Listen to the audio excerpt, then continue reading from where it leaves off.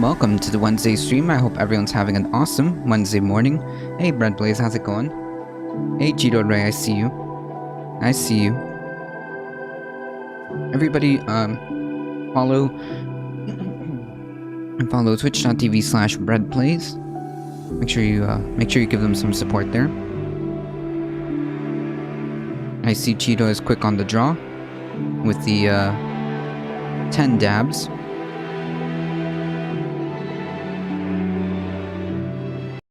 That's okay. That's okay. It's time for our daily dabalotties. I think that's what we're gonna end up calling them, dabalotties. Okay, that's the new terminology for them. Dabalotties. All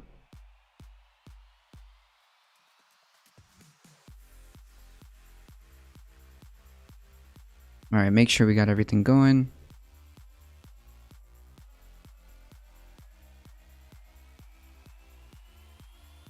Cool. All right, so we'll start with the dabalotties. All right, ready? 1, 2, 3, 4, 5, and then of course we switch. 2, 3, 4. 5. There we go.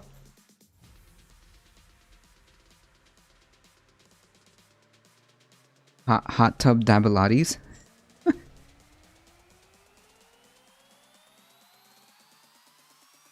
My daily truth point usage is unsustainable, people said. Oh no. 10 dabs is basically a morning workout. True. Hey Mamius, how's it going?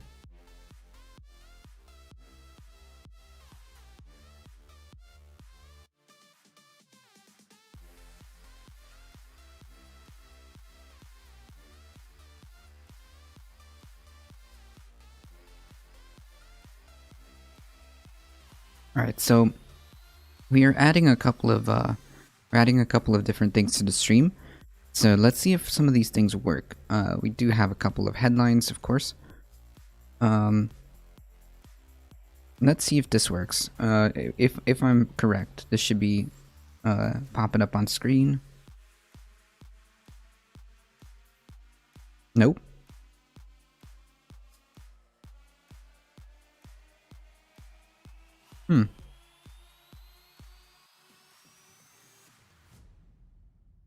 Okay, so we failed.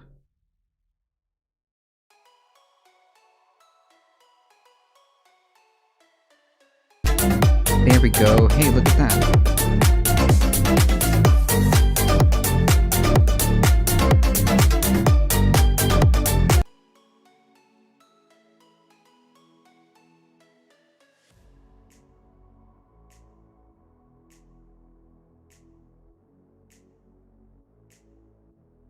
No Discord announcement? Oh shoot.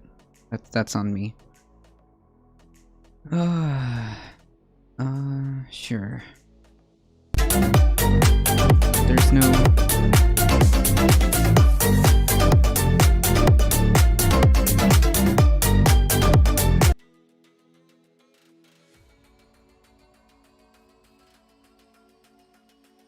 Wow.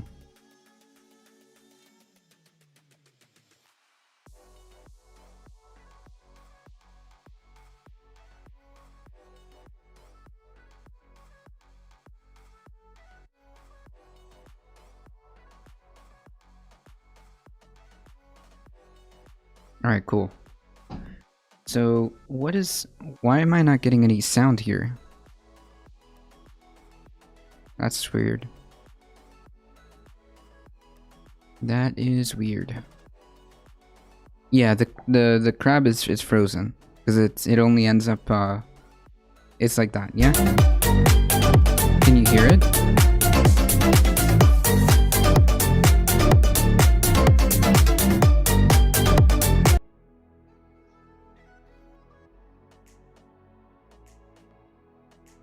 Media, crab, let's see.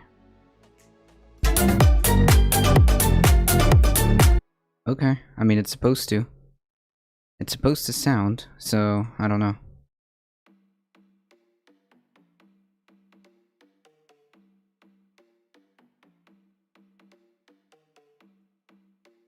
This is why we can't have nice crabs, true.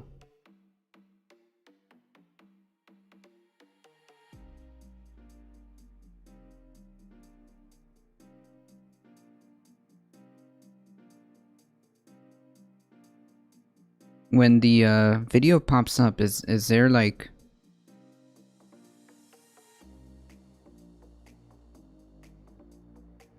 Hey Alio, how's it going?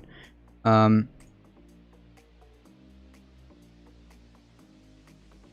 you know what?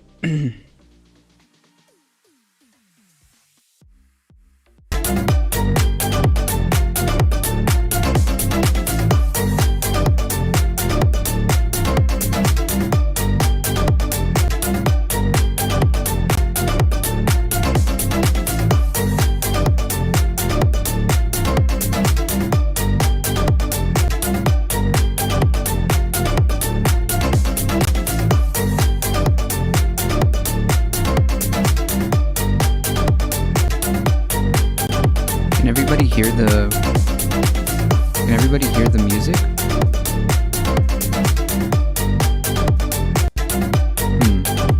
Alio with the 11 biddies, thank you.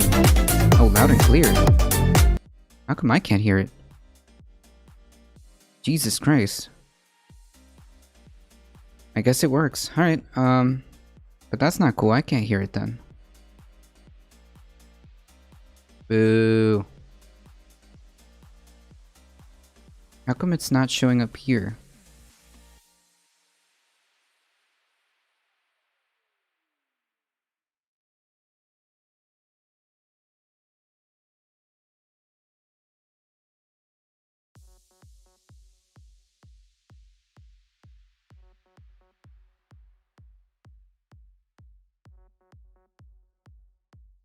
Hey Hambalus, how's it going? Check advanced settings, monitor, and output. Okay, so maybe it's just my monitoring.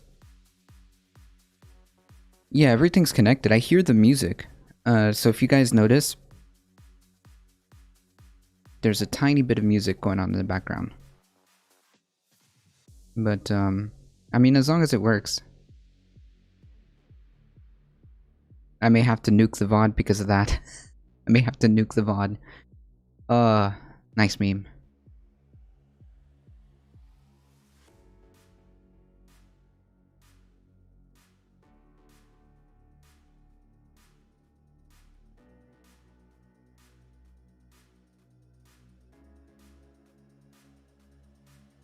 That's okay.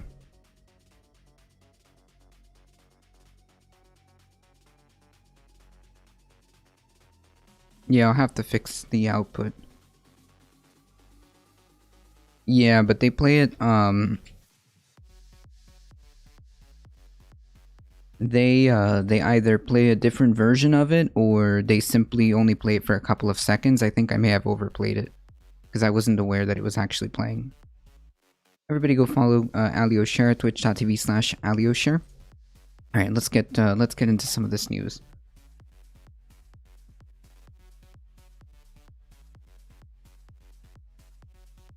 I mean, I guess I know it works now, yeah?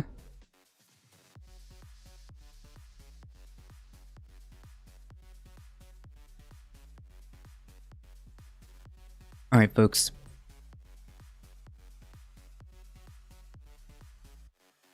Cool.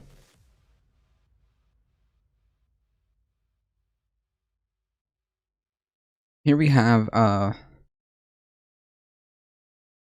Marjorie Taylor Greene having a normal one.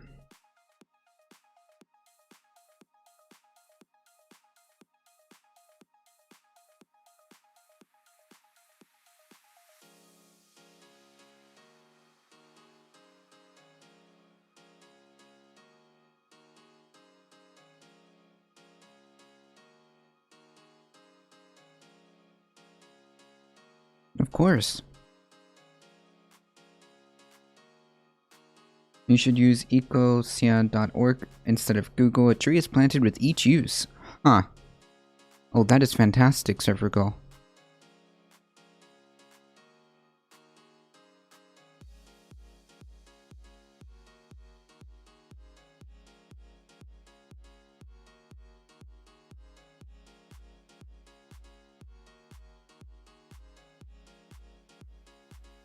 Everybody go follow twitch.tv/surfergirl.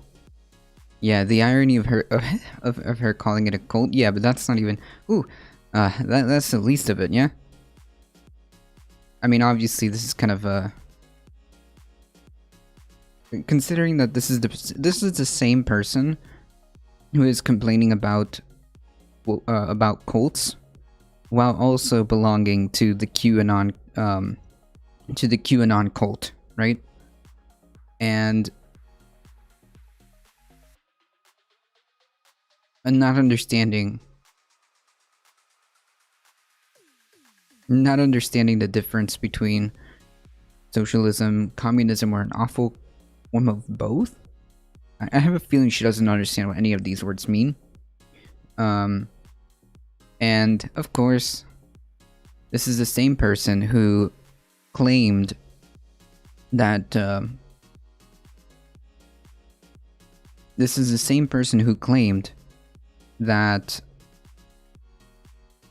Jewish space lasers were responsible for a California fire outbreak, right? And then we have the classic JQ reference. George Soros is the father of it, and he funds it because, you know, he's the puppet master, which is, yikes, just kind of cringe. This is an elected member of Congress.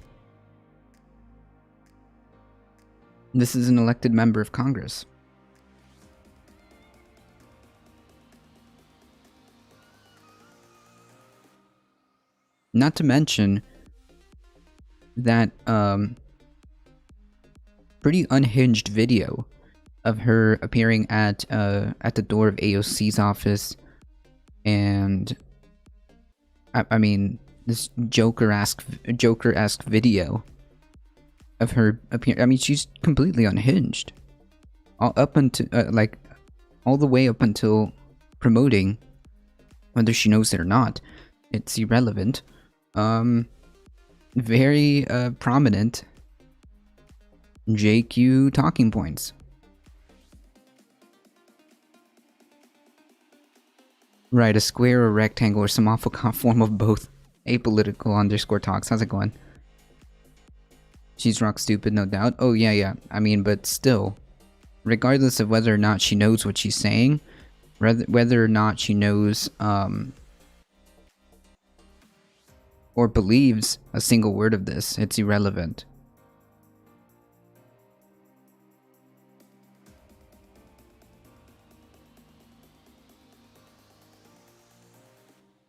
And Eric Trump admitted Donald Trump is the savior of the Republicans on Newsmax yesterday. Yeah, I'm sure.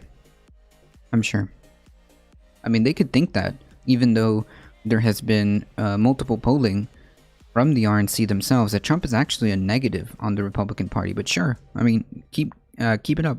It'll do you good.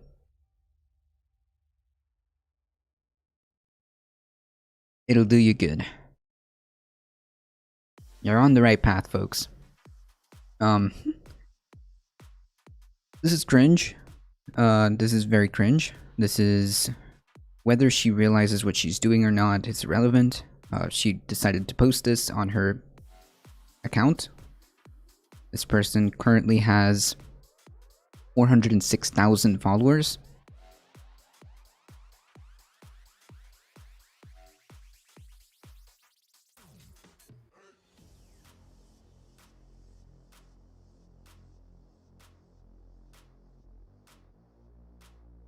Wait.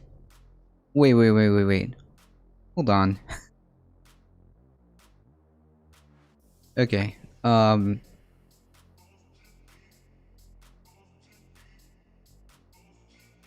Source? Source? Forced mass and vaccines violating freedom. Wasn't the Biden administration completely against any type of forced vaccination, and has repeatedly said that he's not in favor of any type of forced or mandatory vaccinations? I mean, like, it's unbelievable how a person like this exists. Rapid rising inflation and supply shortage. Oh, no. You can't wait. You can't hold on. You can't say that the ongoing economic crisis, which was even beforehand, is their fault, right? Economy wrecking shutdowns. What? And it's only been 4 months. Wait, in the 4 months, has Joe Biden implemented a mandatory economy wrecking shutdown that I missed? That's kind of weird. Defunding the police and high crime. To my knowledge, because this is the fact that she made it a point to put 4 months, meaning she's equating this with the Biden administration, right? That's what she's talking about. Because why else add this caveat?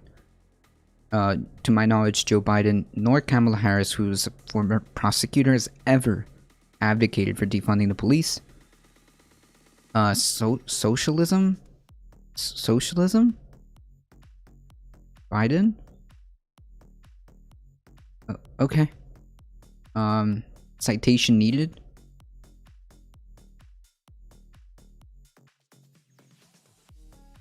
I mean, this person's having a normal one. Anyways, the point being is this person decided to tweet out with her hands, whether she knows it or not. Here we are. Whether she knows it or not, a prominent JQ talking point, right? And all of this is kind of like, it makes sense because this is it makes sense because, you know, she's a QAnoner, and if you're a QAnoner, generally speaking, it's not really that far-fetched to to think about these grand conspiracies, right? There hasn't been forced vaccination to my knowledge. I'd like to see her source. Her source is just her name. She's just making stuff up. Thousands of fiscal conservatives are leaving the GOP. Soon libertarians and independents will be ousting GOP candidates. I mean, I don't know. It's possible that this split between the GOP that is happening right now may lead to that.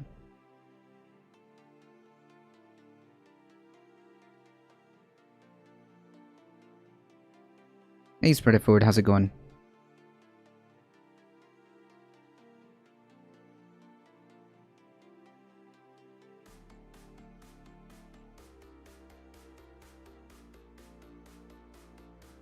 The goal of the GOP seems to create as much chaos as possible so that they can point and blame the Dems because they're in charge. I guess. I disagree. Okay, so you're... Wait. Both the Republican Party and the Democratic Party are drifting more radical every month? Wait. Are you sure about that? Are you sure about that? It seems to me like the majority of like the Democratic Party is like within lines as this as it always has been, right? I mean, do you mean that there's like extra members who are a bit more to the left than normal? Sure. Yeah, sure. I don't know what that means though.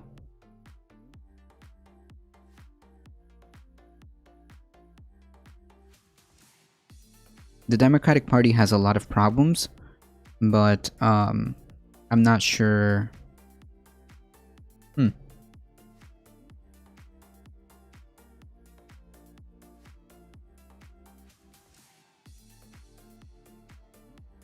Oh yeah, the most safest position, politically speaking, in the United States is just is exactly that, straightforward. The most safe political position, the most like in the United States. I mean, it's not, you know, agreeing or disagreeing. In the United States is to side with Israel and keep minimum wage down. I mean, can you imagine?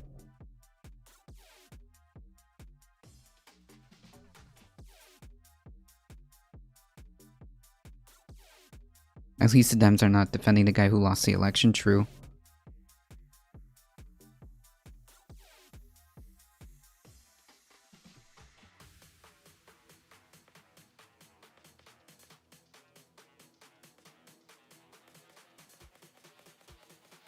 What? I'm the head of board, I'm not in it. No, we let him drive himself. What is this? Wait, is this Joe Wait. Wait. Is this Joe Biden? Before you drive... Wait, is this Joe Biden? Oh yeah, President Biden test drives a new F-150 electric. Oh, it's an electric car. How does it feel? Would you buy one of these? I would. How does it feel to be behind the wheel? Would you buy? This sucker's quick. Okay, here we are. What? Mr. President, This sucker's quick. how's it drive? What? Would you buy one of these? I would. How does it feel to be behind the wheel, sir? It feels great. I tell you what, this fucking vehicle. Now, I don't know if anybody has a stopwatch, but I think if we're going 0 to 60 in about 4.3. 4.4? Press X to doubt. Well, we haven't released it, President. I should be quiet. Mr. President, how fast were you going? Well, okay, I'm just going to step on it. I'll come off at 80 miles an hour. Wait, what? What is this PR stunt? Quick question on Israel before Why? No, you can't. Not unless you get in front of the car as I step on it. Oh my god. I'm only teasing. Okay, here we go. You ready? Did he just say he would be willing to run over this reporter?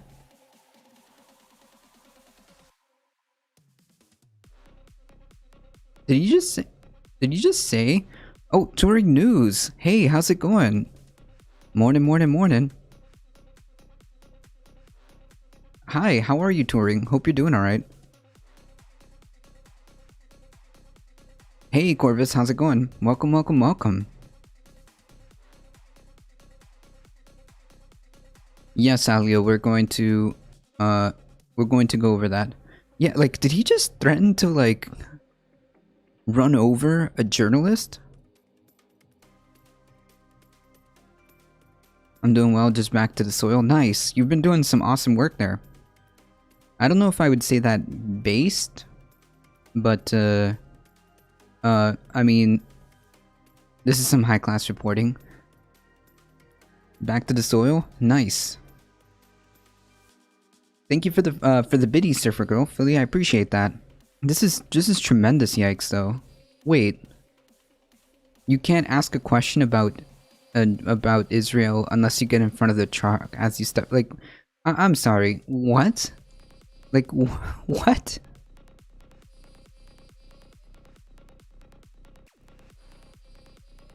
make sure you guys check out Touring News, twitch.tv/Touring News. They're a fantastic, awesome streamer. Yeah, they'll say he misspoke or he was only joking. How is that a yikes? What do you mean, how is that a yikes? Did you not hear what he said? Wait, did you not hear? I mean, I guess we're having a disconnect here. Listen to what he said. Okay, here we go. I'll come off at 80 miles an hour. You'll see what it is, okay? You ready? Mr. President, can I ask you a quick question on Israel before you drive No, away? you can't. Not unless you get in front of the car as I step on it. It's only teasing though, right? What? What kind of a joke is that, first of all? That's not a joke. I like a bit of edgy humor. Well done, Joe. Yeah, I don't know. Nah, no, just no.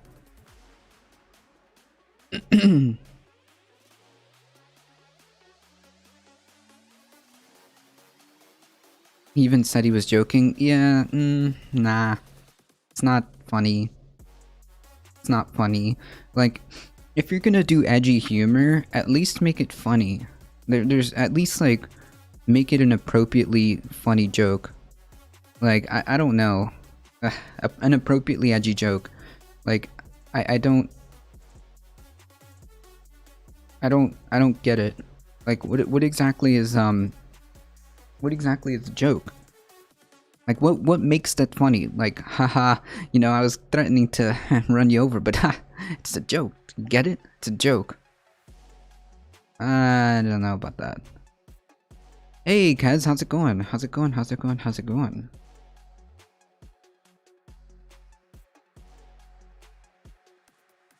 Everybody go to twitch.tv/Kazbox. Hey, the leader, how's it going? We have for decades, yep. Maybe we shouldn't.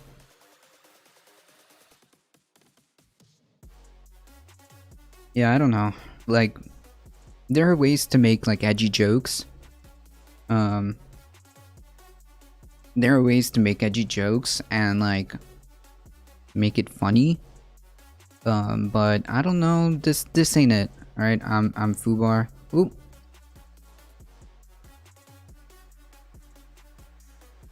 I slipped a disc. Oh, ooh.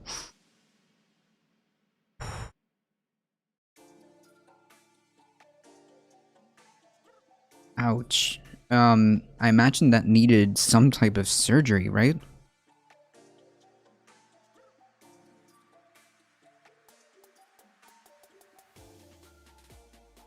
Yikes.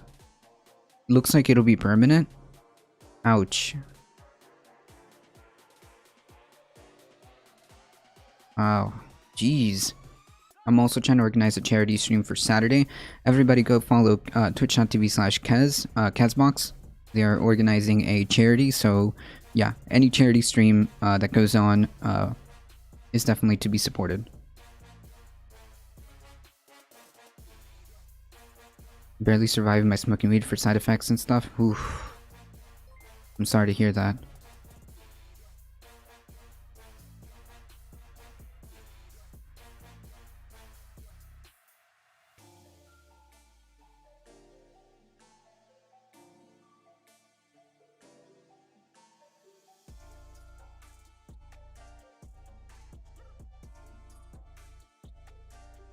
Oh, that was quick. The charity is in Alzheimer's research in the UK. It's going to be a Discworld themed fundraiser. Nice. Cool. I completely support that.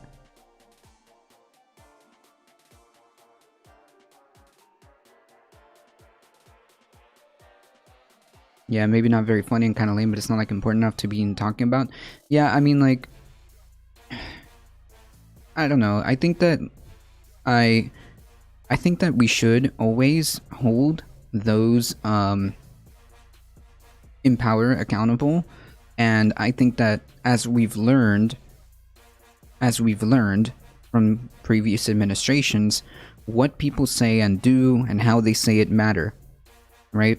And Joe Biden is not immune to me criticizing for these like yikesy like jokes. Like, what?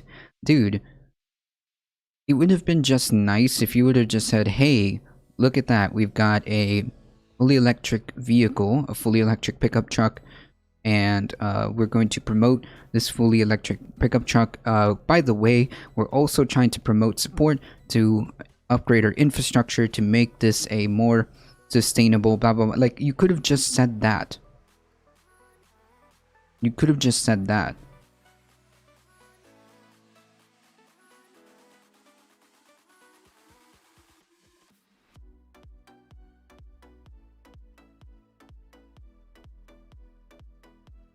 Right, that's also true, spread it forward.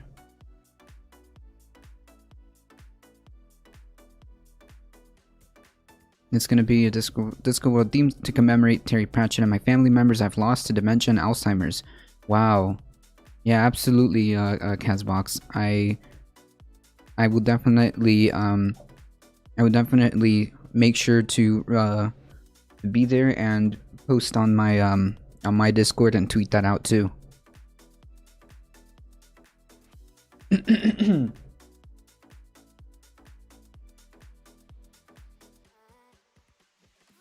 Well, some of us do, yeah, but like, even though, like, that's not an appropriate response, right?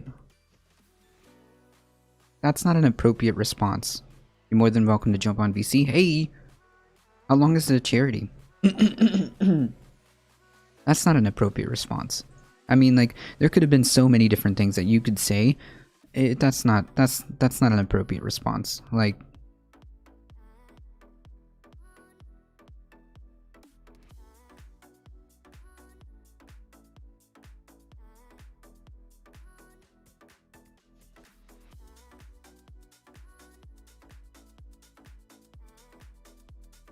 oh my god.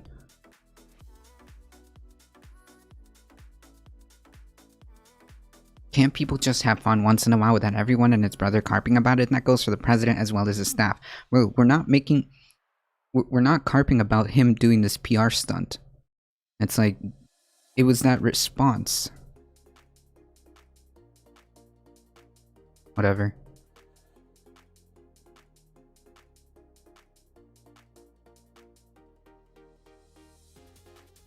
From 8 p.m. my time to 5 a.m. almost 12 hours. Oh, 12-hour stream.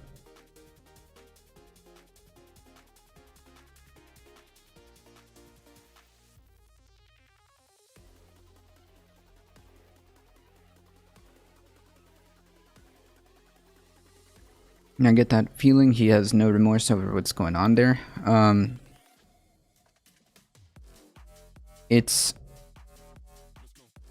I don't know if, like, no remorse. I think that it's just, like, the standard procedure is to unequivocally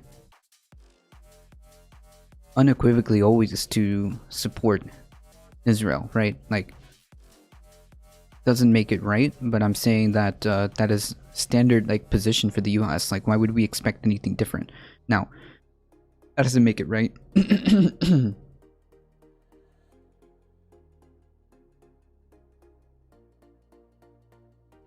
That's like the worst faith interpretation of a joke. Like I said, it's mostly self-deprecation to me. Maybe. Either way, I think it's in poor taste.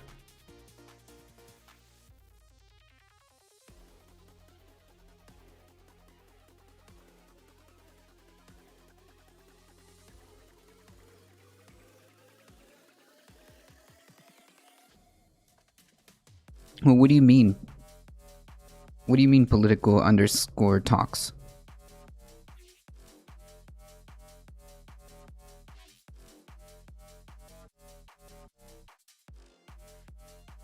Like, what does that even mean?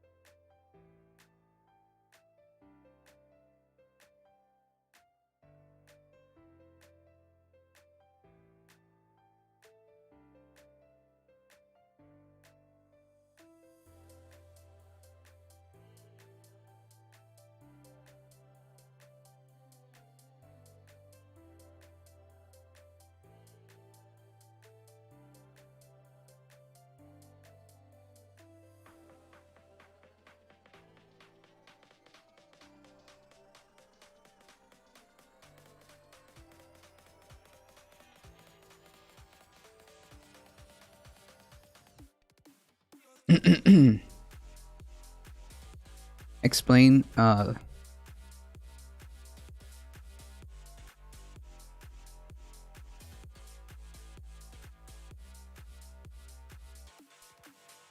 they're going to accept peace unless they get it. Look at, yeah, okay, but like that's not what we mean by both sides, right? That's not what we mean by both sides. So is this like, does this make sense to anybody? Does this make sense to anybody? Does this make sense into every... So, I mean... There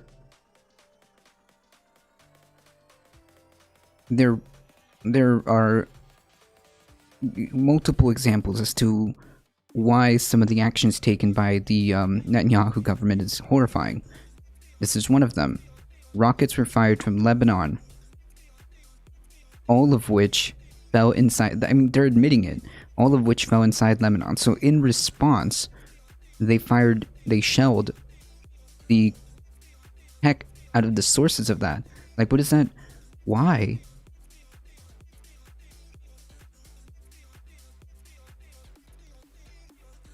Why?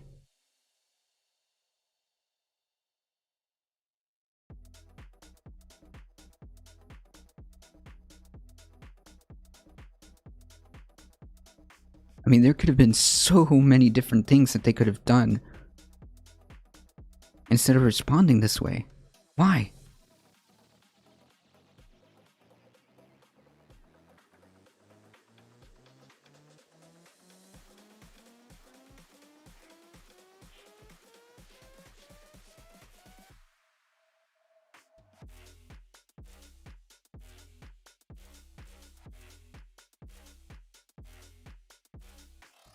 Now, what I did say is that the solution to all of this is incredibly... I wouldn't know what to do in terms of like the solution, but clearly we cannot ignore the actions being taken here. Quite simply,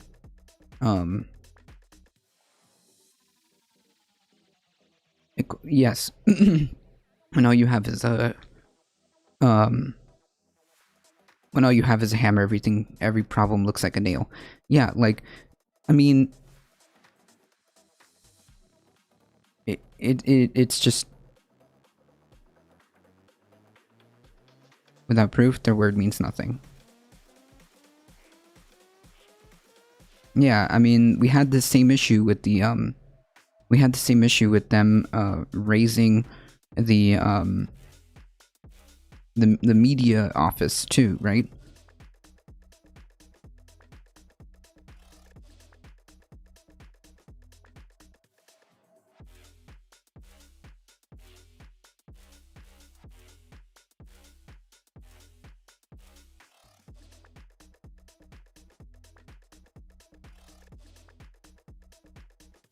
Yeah, I believe they already blocked, is it twice already, Darknet? The US is too busy arguing to help solve the Israeli-Palestinian issue. True.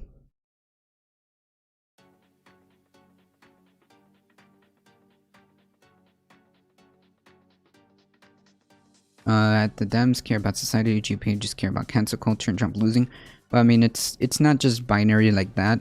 It's not just as binary as that.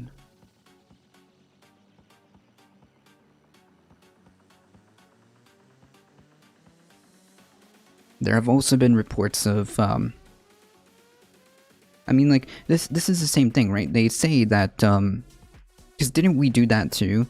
We said that, we needed to go into, the Middle East because of these weapons of mass destruction, right?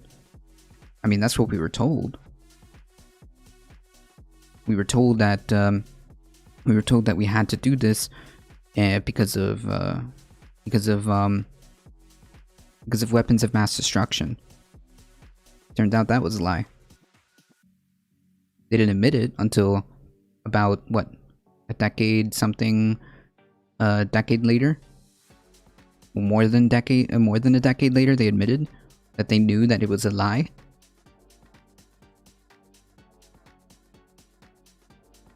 It isn't too far-fetched to say that, oh yeah, we had to we had to bomb the AP building because Hamas had infrastructure there.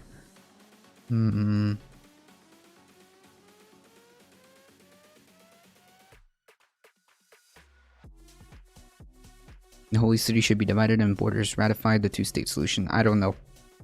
I'm not even gonna pretend I know the solution.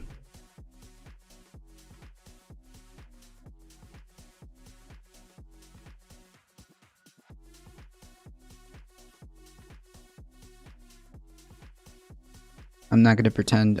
Yeah, that's true. I will say that is absolutely true. Like they need to stop. They need to stop continuously spreading the or annexing land. And I think that what they should be doing. Jared Kushner can sure broker some peace.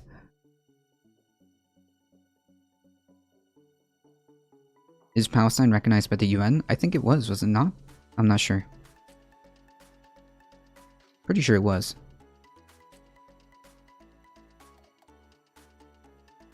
So I think that is true. You know, they need to stop doing that. They need to stop just indiscriminately sending out airstrikes when for a handful of militants, hundreds of civilians. Why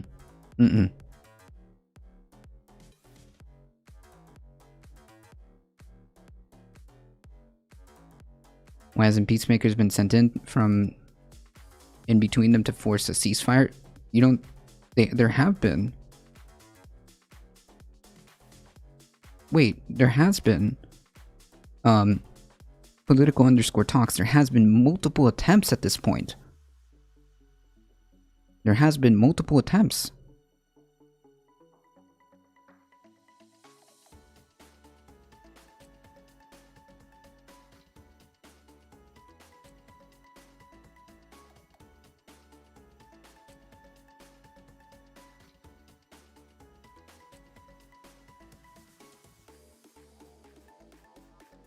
Yes, there have been several solutions on the table that were agreed upon by almost everyone except the US and Israel, who continue to veto any possible solution.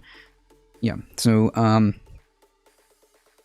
there definitely has been, attempts to figure this out. So, I mean, like, I would say, just follow the news and follow what's been happening, political _ talk. Anywho, yes, we have QAnoner Marjorie Taylor Greene saying the quiet parts out loud. It's about 3 times now. Okay, so I did know about the 2. I mean...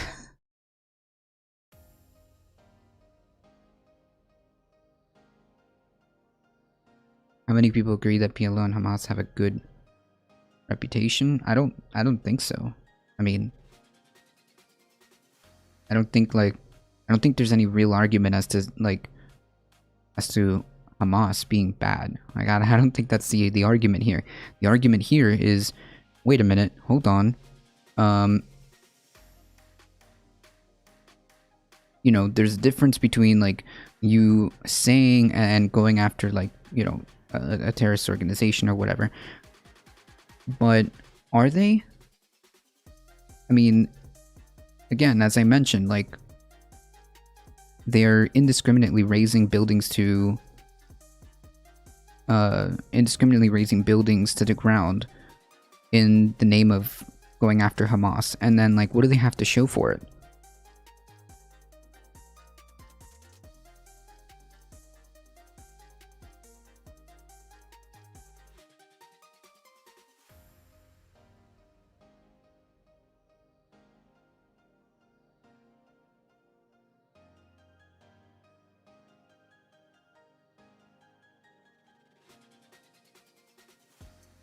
Yeah, but there's no...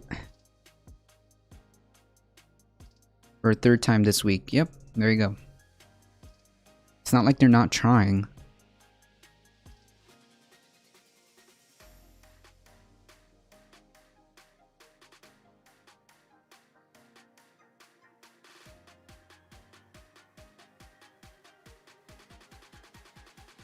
Yeah, in the sake of going after Hamas. Like, okay.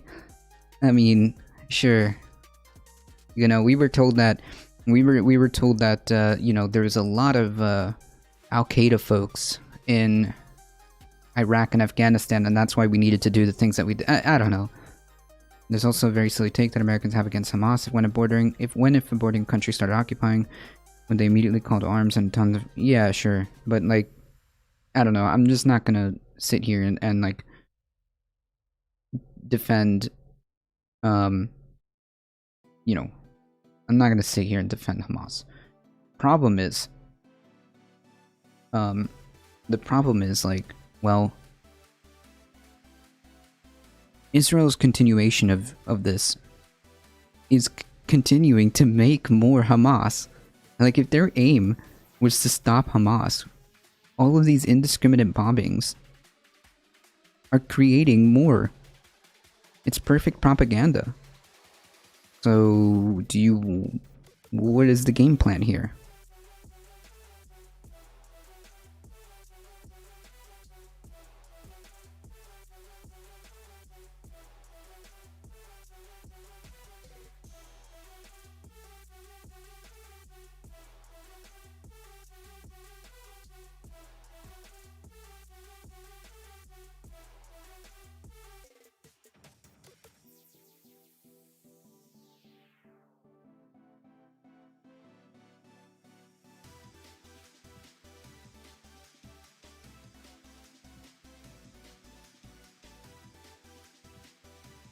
That's right, political_talks. The thinking, yeah, who the political parties are thinking the bombings would help.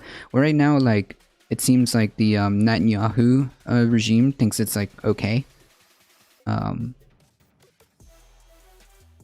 and bombing, imagine, like, bombing half of the only COVID testing site that they have. I mean, what did you expect to get out of that? What did you expect to get out of that?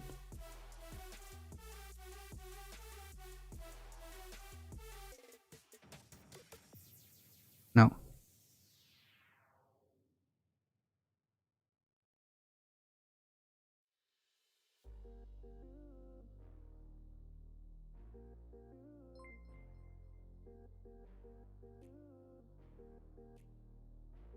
Doesn't Israel have a secret service? I don't know.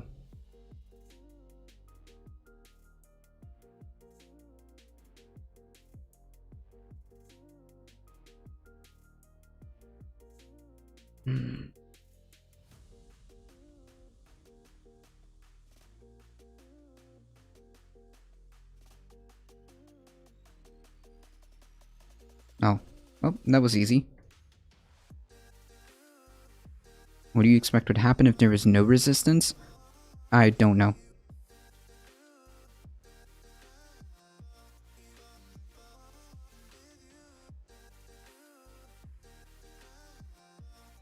It's quite possible that they would just continue to expand. It's quite possible. I don't know. I just don't think that...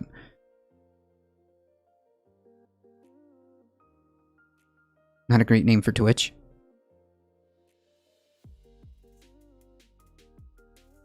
In a different timeline, without Hamas, Israel wouldn't be... Palestine wouldn't have united a disciplined... And would have an actual united disciplined military. Maybe. Netanyahu's criminal trial is set to set on May 24th, by the way, but it got delayed due to COVID. Yeah, and also, like, this entire situation is incredibly convenient for the Netanyahu regime.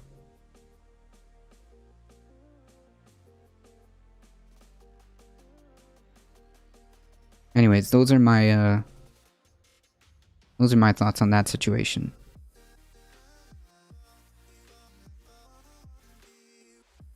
Yeah, I'm not even gonna acknowledge these troll followers.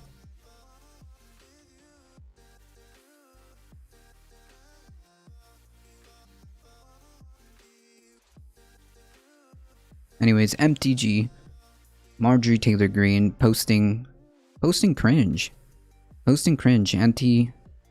This is basically like a culmination or the final arrival at the final arrival at what happens when you go down too far the Q rabbit hole. Yeah, this is the final stop at the Q rabbit hole.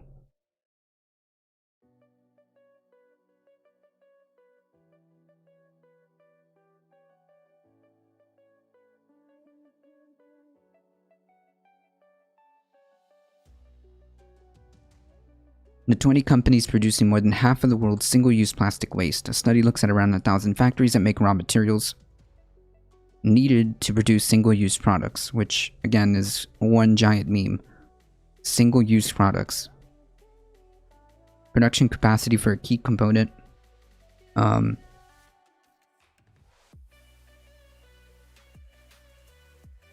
Production capacity for a component of single-use plastics could grow by more than 30% over the next 5 years, a report warned, as a list of companies come under fire for their contribution to the crisis. The Plastic Waste Makers Index, published by the Australia-based philanthropic Minderoo Foundation, found that 20 energy and chemical giants alone contribute to 55% of the world's single-use plastic. Those include ExxonMobil, Dow, and Sinopec. The study also looked at 1,000 factories that make raw materials needed to produce single-use plastics, revealing that for the first time, companies at the bottom of the supply chain that make polymers, which are the building blocks of all plastics. In the next 5 years, global capacity to produce these polymers for single-use products, such as face masks, medical equipment, shopping bags, coffee cups, and cling film? I don't know what cling film is. Could grow more than by 30% and as much as 400% for individual saran wrap, yes, as 400% for individual companies. That's despite governments increasingly stressing the importance of tackling the climate crisis, to which the report says plastic is a major contributor. Yep. More than 130 million metric tons of single-use plastic was thrown away in 2019, almost all of which is burned, buried in landfill, or discarded directly into the environment.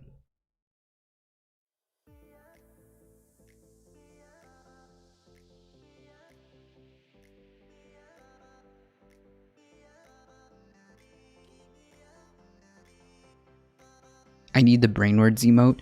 If you go to Ben's, I'll gift you a sub after this.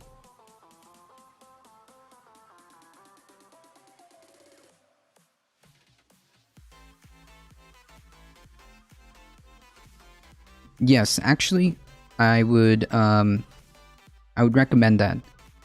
Watch that debate on the Discord.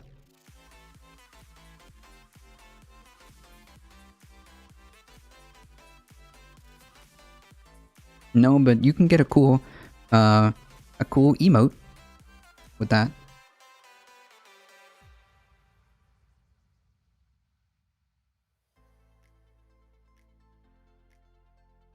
Of all the plastics, they are most likely to end up in our oceans, where they can account for almost all visible pollution, according to the report, and they contain chemical additives such as plasticizers. The heck is a plasticizer? That have been found in humans and are linked to a range of reproductive health problems. If growth in single-use plastic production continues at current rates, they could account for 5 to 10% of the world's greenhouse gas emissions by 2050. It's not just like the yeah, you can. It's not just the greenhouse gas emissions, not only to make these things, but also the impacts of just tossing these things out, right? According to the report, the top 20 producers of single-use plastic in 2019 were ExxonMobil. I don't know. Plasticizer is microplastics, I don't know, that have been found in humans. But we could just Google that. Somebody mentioned a alternative here.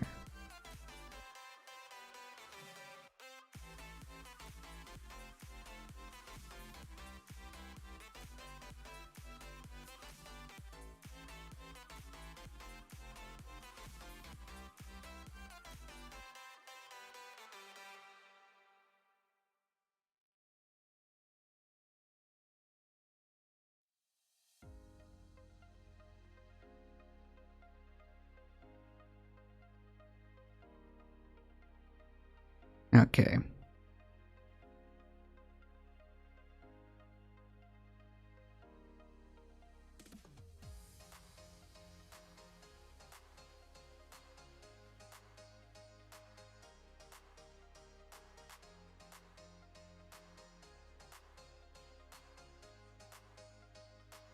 Where is,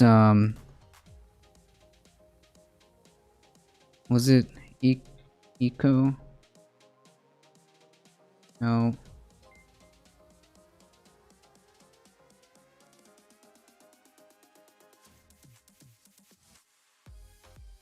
Sourcing support, rating with a party of 23. Thank you so much. Welcome, everybody.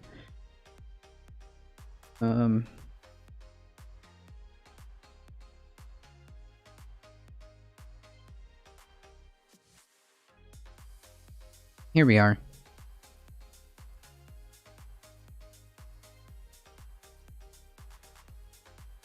What are we looking for? Plasticizer. No.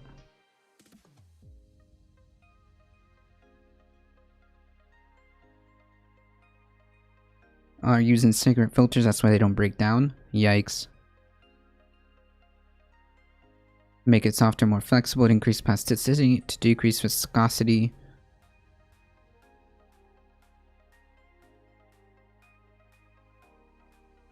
Plasticizer cotton to facilitate the raw material.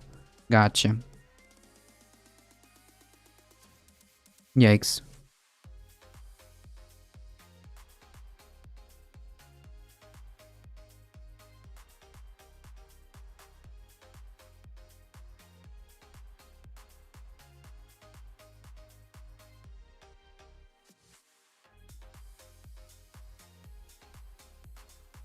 According to the report, the top 20 producers of single-use plastic in 2019 were ExxonMobil, Dow, Sinopec, Indorama Ventures, Saudi Aramco, PetroChina, LyondellBasell, Reliance Industries, Braskem, Alpec, Borealis, Lotte Chemical, Ineos, Total, Jiangsu, Hailun, Far East, New Century, China Investment Energy Group, Formosa, China Investment, PTT. What is China Resources? What does that mean? The Minderoo Foundation is calling for petrochemical companies to disclose their plastic waste footprint and begin producing plastic from recycled plastic waste and rather than fossil fuels. The problem with that,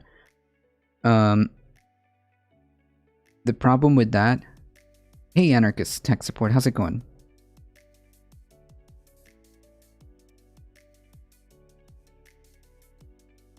Hey Memo for the record, how's it going?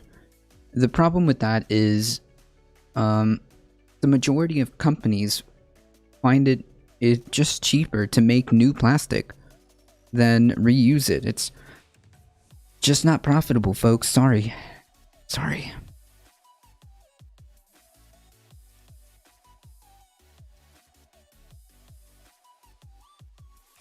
Welcome, everybody.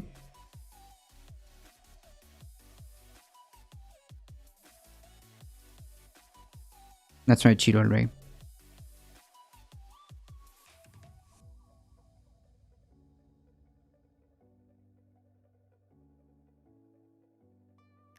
In emailed comments, ExxonMobil said it shared society's concern about plastic waste and agreed it must be addressed, requiring a collaborative effort between business, governments, and green groups and consumers.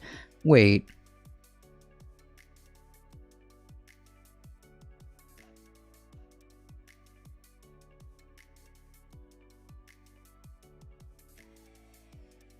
Yes, it's biodegradable.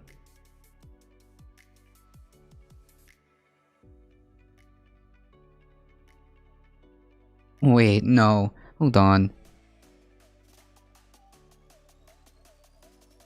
I love how they throw this in here. In emailed comments, ExxonMobil said it shares society's concern about plastic waste and agrees it must be addressed, requiring a collaborative effort between business, government, green groups, and consumers. Wait, no. Wait, no. How can you share society's concern about plastic waste when you are the top manufacturer of said plastic waste? That's on you. That's you, buddy. How can you share society's concern with the single-use plastic problem when you're number one?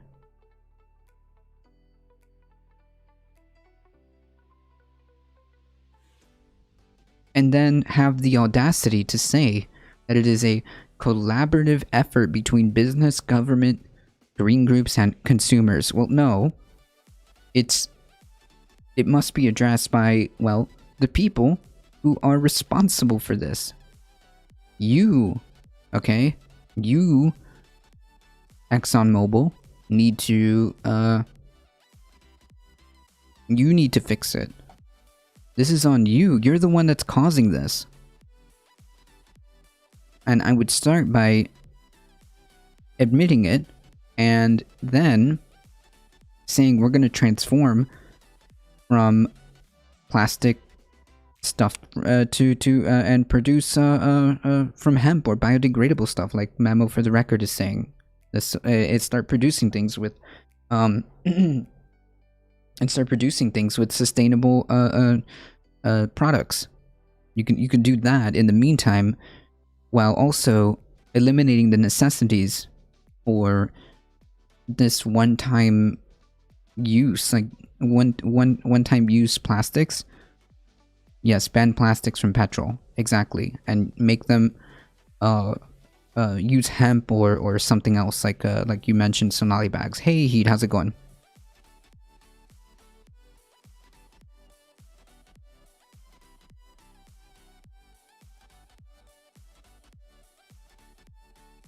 Everybody go follow twitch.tv/heat420_. Make sure you do that. There you go. It's made from a plant. So yeah, I mean, this is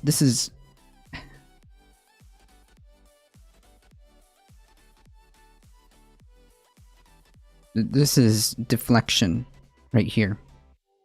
This is deflection. How is it the responsibility of consumers if you're the one that's making the product? If you're the one that's being allowed to make this, how is it then? How do you have the audacity to put the onus on the consumer when you are the one that continuously pumps this out and goes on astroturfing campaigns trying to excuse this?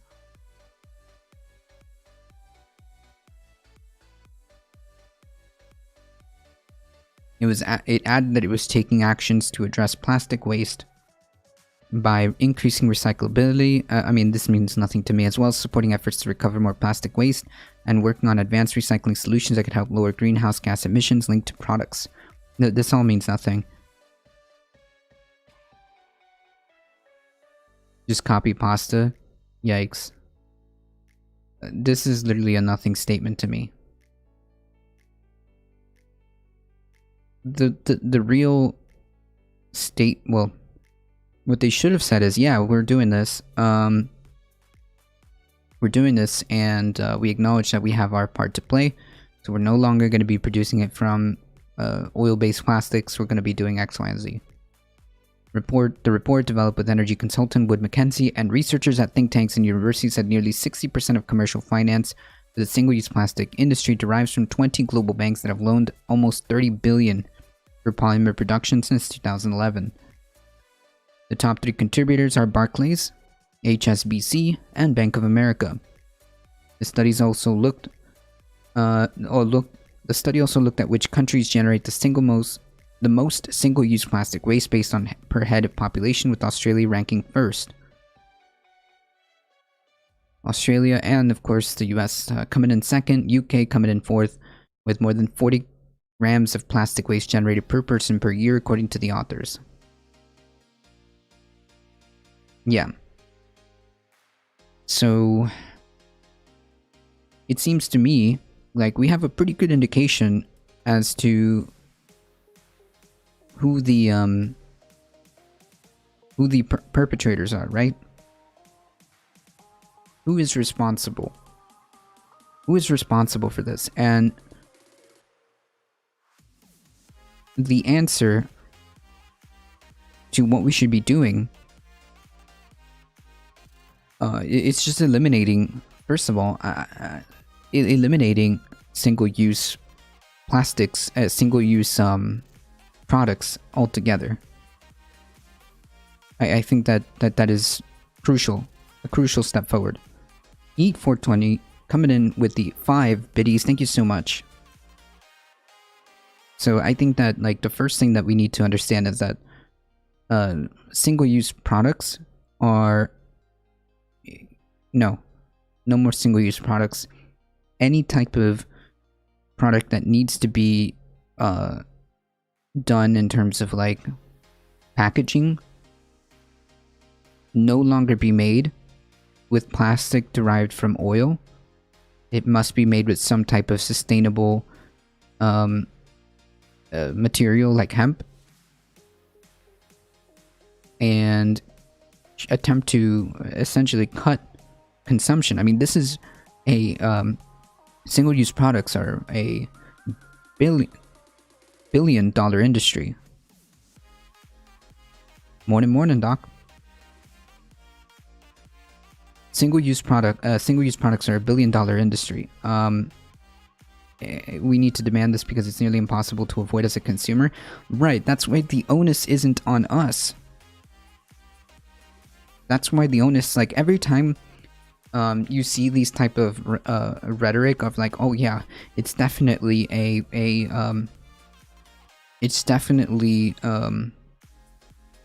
something that needs to be worked out by the companies and the consumers, right? No.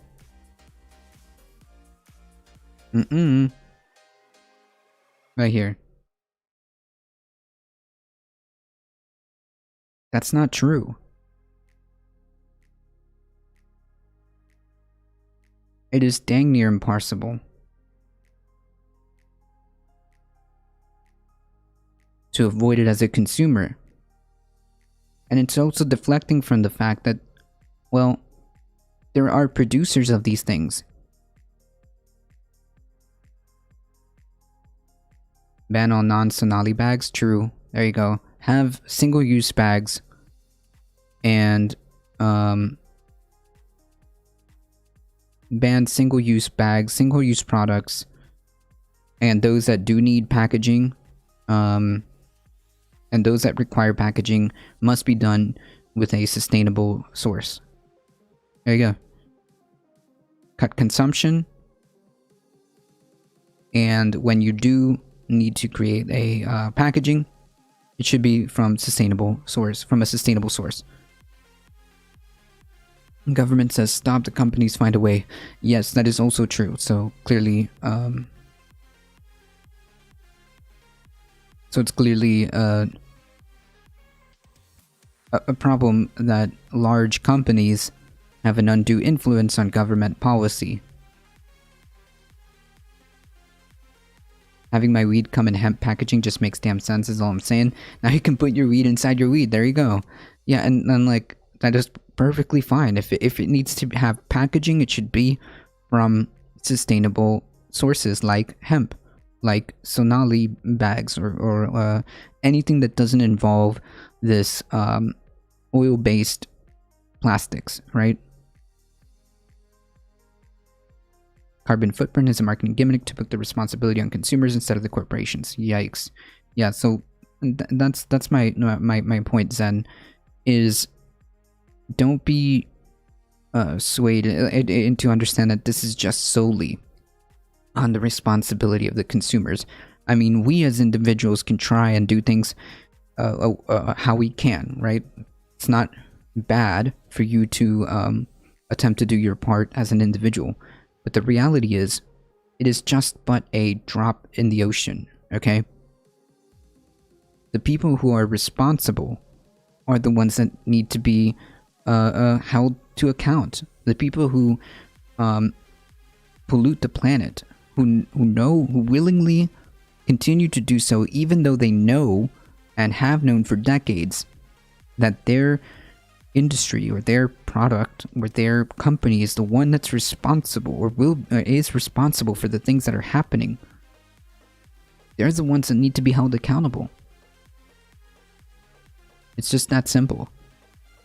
Where's all this personal responsibility? You guys are the ones that are doing it. ExxonMobil is. Shell, BP, and the banks who fund them.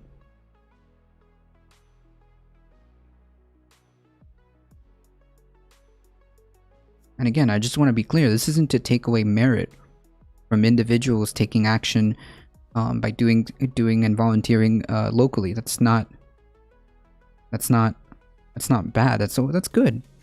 Participating in like local action and doing your part as an individual, fine, but do not for a second believe that that's going to single-handedly solve climate change. I mean, it's simple in terms of like how we need to start is simply by acknowledging responsibility, and we can move to attempt to solve this issue. I mean, save that. I don't think we're gonna have any type of conversation anytime soon, right? And clearly, we have and clearly we have an administration that has absolutely no intent. Well, I should say, the rhetoric coming from some of this administration is not indicative of an administration that wants to take this seriously. It is not indicative of an administration that understands the severity of it. Looking at you, John Kerry. Yeah, and Citizens United says corporations are people, so personal responsibility, yeah, it means nothing. It's... Thank you for the follow, Harley Ellis. Appreciate that. Ben put out a good video on the purposeful distribution of accountability within capitalism. Interesting. We can actually look that up.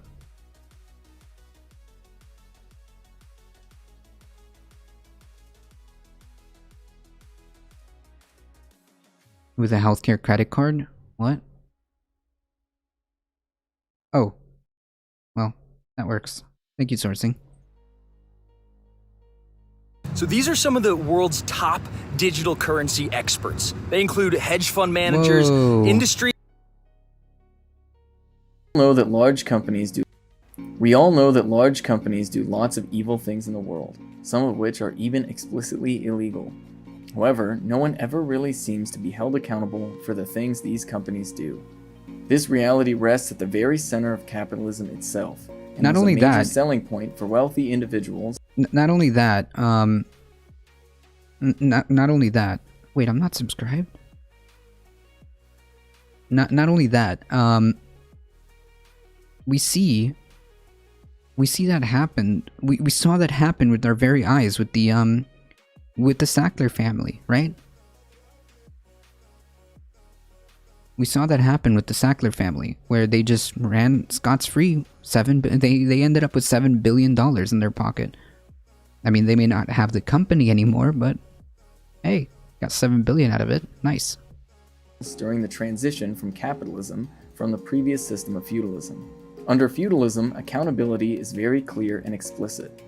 Anything bad that happened under the domain of a feudal lord was that lord's responsibility, and so when peasants are starving or homeless, there was one person to point to take clear blame.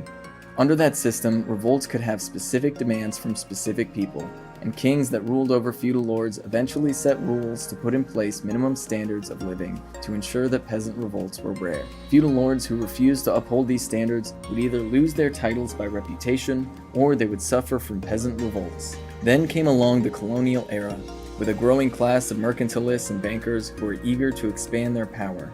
In order to gain the wealth they did, though, they had operated in a relatively interesting space.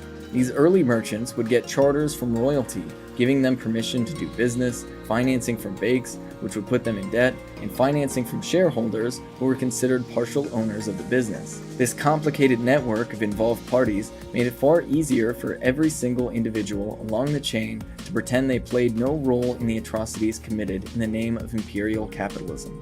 To truly understand this, let's consider what a typical colonial expedition would look like from the ground up. On the front lines are the individuals who worked for the royalty chartered corporations, who were the ones wielding swords, sailing ships, and enacting extreme violence onto the indigenous people of the world. Such individuals were extremely in debt to the corporation, having to take out loans for the voyage, room and board, and all of their equipment that they were forced to purchase from the company. These individuals acted as the direct oppressors of indigenous people, committing acts of genocide and enslaving indigenous peoples, while at the same time internally blaming the violence on the people giving them orders, forcing them into debt, and keeping them in poverty for their entire lives. At the layer above those, the managers of colonialism viewed themselves as victims of the loans they took out to charter the ship and the expedition as a whole, working for a company that squeezed them to the point they claimed to have no other choice but to exploit innocent people in order to pay off high-interest loans. The bankers, however, that financed this system of imperialism, claimed they had no responsibility for the crimes committed by the conquistadors, as they sat in Europe simply collecting interest on loans, and had no say in how the conquistadors went about paying off the loans. They also pointed to the fact that the chartered corporations operated under the authority of the royalty, and that kings and queens should be the ones to step in and stop the atrocities. Royalty, however, didn't see it that way, and shrugged off what was happening as something they had little control over, all of it happening far outside their borders. This is all, of course, focusing solely on those who claimed to have some sort of moral opposition to what was going on, as many in these rungs of power held deeply racist beliefs and advocated for these brutal tactics outright. The central point is that you can see how at every step within the system, the abdication of responsibility is built into the very heart of it. Individuals on the ground can point to the exploitation they are facing and use that as an excuse to claim they had no choice in the matter. Individuals above turn towards those below them and claim they had no responsibility for how they went about paying off their debts. Ultimately, this is one of the main reasons why Western colonialism was far more brutal and violent than expansionist tactics of previous empires. If an earlier emperor or feudal lord wanted to expand their territory, they would have to at least attempt to foster some goodwill among those who newly fell under their domain, as they would be solely responsible for their well-being once the new peasants were under their domain. Under capitalism, this all fundamentally changed. The system is designed so that every layer can claim that someone else is responsible, and such beliefs give people enough mental flexibility to commit acts of violence far beyond what many people today would even consider to be possible. The system of violence is so pervasive in today's society that it hardly goes unnoticed. Individual agents working for insurance companies denying healthcare to dying people are themselves threatened with hunger and homelessness should they quit their jobs. Meanwhile, CEOs and managers say their decisions are made solely for the interest of the shareholders. Shareholders then turn around and claim they are simply passive investors and play little role in the day-to-day decisions of individual companies. Regulators claim they must let this free market do what it pleases, and that any effort to stop brutal systems of violence like this would be the true form of oppression. Living in a world surrounded by these systems, all of us are forced to participate in a system that is fundamentally evil, and by forcing us all to participate, many respond by doing mental gymnastics to defend the system as a whole. Even something as benign as being a cashier at a grocery store forces someone to actively participate in denying hungry people food, by requiring them to stop people from taking food without paying for it. Violence is so deeply ingrained into our daily lives that very few people even recognize this violence for what it is.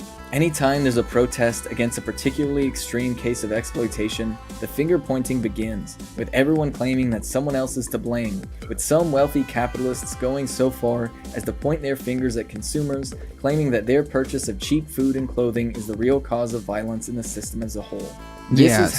I mean, like, there it is, right there, right? There it is, the idea that, well, it's actually not our fault, right? You guys are buying our stuff, you see? Like, no, I mean, you're purposely perpetuating the climate issue, right? With this right here. Attempting to shift the blame to consumers while being the ones who are the actual producers, and like the audacity to say that it shares society's concern about plastic waste while creating said plastic waste is like the definition of like gaslighting. Great evil is masked, and entire societies are trained to ignore extreme atrocities in the world. There's always someone else to blame, and always some way to rationalize your role in capitalism, and that is what makes it so dangerous. Climate change, child labor, imperialist wars, cruelty to animals, all masked by systems designed to mask responsibility. So who is responsible? In some sense, all of us, but in a more real way, responsibility is measured by relative power in society. The more power anyone has, the more responsible they are for the horrors of the system as a whole. In the United States, that means billionaires, banks, executives, and the political leaders that refuse to keep all of those forces in check. That said, we all still have a responsibility to do what we can to oppose this system of oppression and violence. Like, share, subscribe. Come on, Ben. Oh snap. Hey everyone, thank you so much for watching this video. Don't forget to leave a like, subscribe. Okay, I was about to say, come on, Ben. Come on, you didn't forget to show for yourself. Like, share, comment, subscribe, do all the things. Yeah, so his video brings up a good point here. I like the little emote. It's cute. I like how he puts it on. Oh, yeah, his emotes are the subscribe button and the little thing. So the point being is, even though it's our responsibility to do what we can in the time that we have with the tools that we have,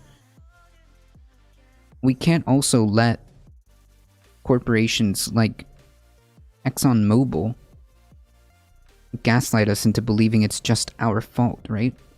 And into gaslighting us into believing that it shares society's concern about plastic waste while producing metric tons of it.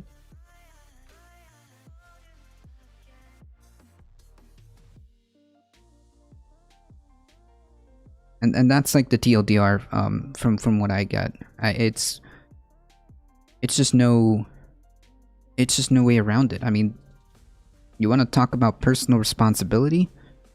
Here it is. Take personal responsibility. Acknowledge that it is. Well, I mean, they did. They just hid it. But publicly acknowledge that this is on you, Exxon, and the other companies who continue to perpetuate it.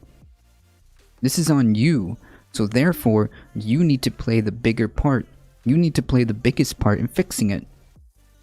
Right? It also kind of comes to the question of like, is it sustainable? Is it sustainable to have corporations to the point that they are this big, these huge corporations dictating, having undue influence on what happens in politics? I think that starts to ask, I think the questions begin to come. Is this sustainable? Is this what we want? Is this really what we want? Do the majority of people think that this is right? Should they know? Should they be informed about this? Should they understand? And do you think that the majority of people would be okay with this? Should people with the full knowledge of what's happening be okay with this? I don't think they would be. I think that if the majority of people understood the severity of this, I'm pretty sure the majority of people would be against these corporations. The problem is, well,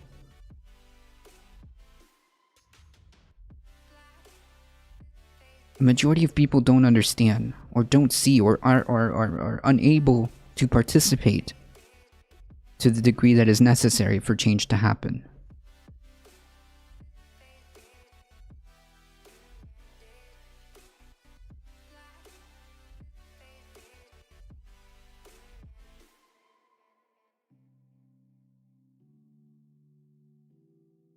Yeah, Ben is good.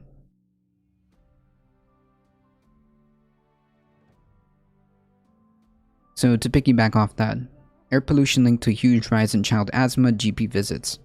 A huge increase in number of visits to doctors by children with asthma problems occurs after a week of raised air pollution, according to a study. The number of inhaler prescriptions also increases significantly. Dirty air is already known to increase hospital treatment for severe asthma attacks and other respiratory problems, but the new research is the first using clinical data. The heck?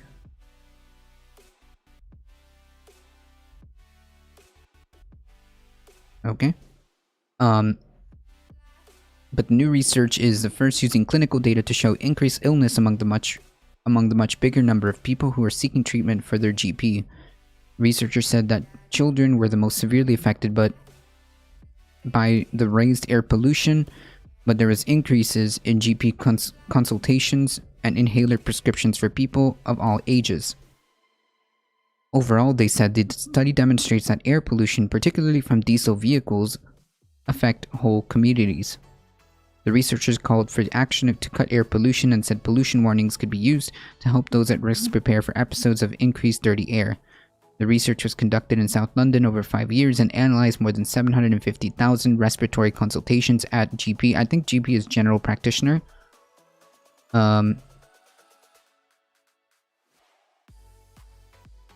Yeah. Consultations at GPs and inhaler prescriptions. The average level of particle pollution in Lambeth during the study period was 21 micrograms per cubic meter of air. And the researchers found that when this pollution was raised by 9 micrograms for a week, the number of child consultations for asthma and respiratory infections went up by 7.5% a week. For nitrogen dioxide pollution, the average level was 51 micrograms per cubic meter, and a rise of 22 micrograms per cubic meter was linked with consultations rising by 6%. These are huge increases, said Mark Ashworth at King's College London, who led the research. We'd expect much smaller associations. This is a very large shift of the dial than has never been shown before. Children are already among the most frequent visitors of GPs, and respiratory problems are one of the most common reasons for consultations, he said. So these percentage rises mean a large number of extra visits. Furthermore, Ashworth said, we think that these headline figures are a substantial underestimate. This is because the GP data was only available from Monday through Friday during surgery hours, so consultations at weekends or in the evenings were not included in the data. We all have in our minds the case of Ella Kissy Deborah, Ashworth said. If only we had had this evidence then.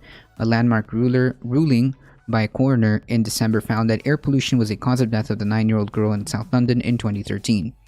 We now have confirmation that diesel-related air pollution is linked to strongly respiratory illness that is bad enough to see the GP, and that's got to be a call to reduce diesel pollution.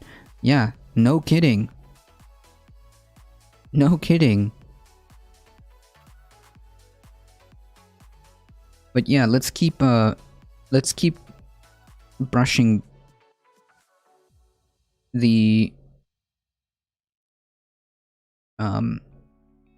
responsibility to the consumers, even though these same people, ExxonMobil and the rest of the oil and gas industry, are single-handedly responsible.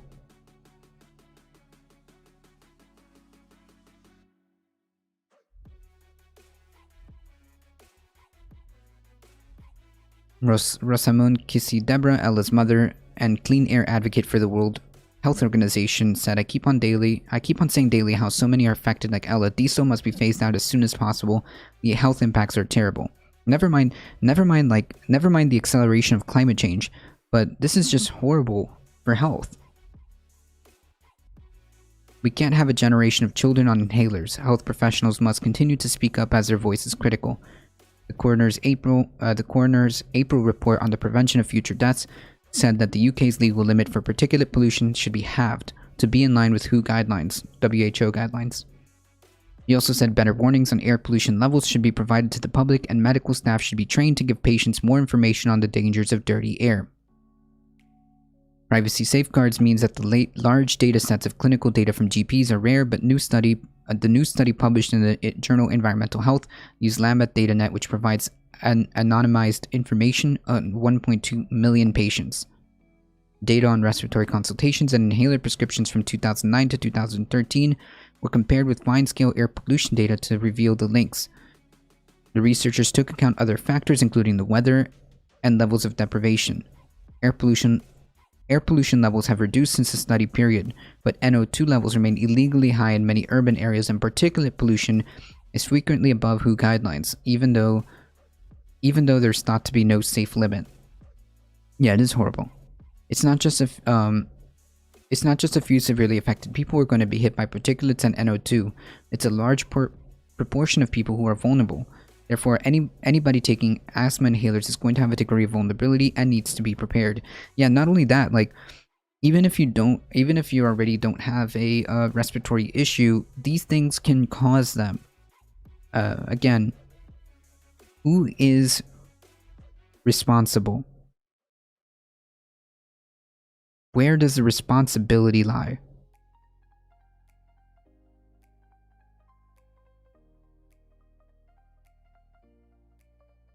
Does this seem like a sustainable? Does this seem like a sustainable, logical, economical way to proceed? Is this what people are okay with? I would say that if more people understood that having this air pollution is severely detrimental to their health and understand the gravity of it, I'm pretty sure the majority of people would be against it. But I've got a feeling that the majority of people don't understand.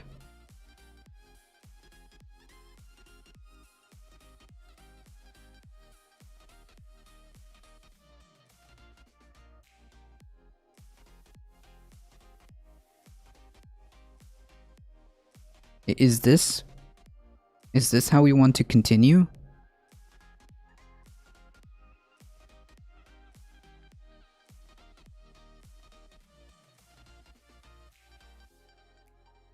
And is this what we want to continue allowing to happen? I don't know.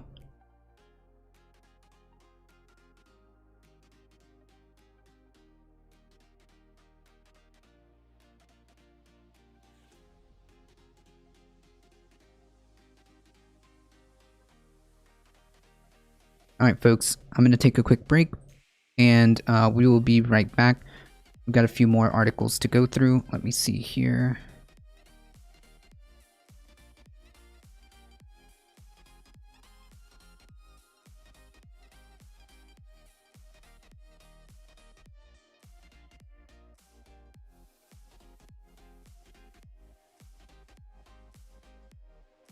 If we don't, we may not get the next iPhone. Yeah, isn't that the real tragedy of it all?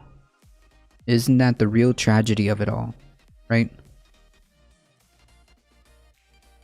We don't get the next iPhone.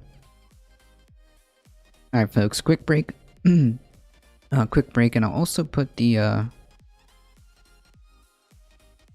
cute animal video. Well, we'll do that. We'll do that right after.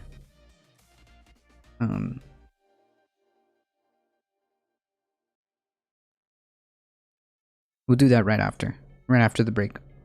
Folks, this is also a second to show for myself. If you enjoy the content and want to continue to support the channel, make sure you hit that follow button. Make sure you hit that like the stream. Subscribe to the YouTube channel. Like, share, subscribe, do all the YouTube stuff. Follow the channel here on Twitch. We do news and politics Monday through Thursday, 9 a.m. to 11 a.m. Eastern Time. We also have Saturday Catterdays about noon. So make sure you stick around and hang out with us. Join the Discord, !Discord, and hang out with us there as well offline. And if you guys want to support the channel, there are multiple ways of supporting the channel. You can sub, biddies, donos, merch, all of that awesome stuff. I do appreciate each and every one of you hanging out here. Thank you, Sourcing. Thank you, Sourcing, for the raid. Thank you, Touring News, for the raid. You guys are absolutely awesome.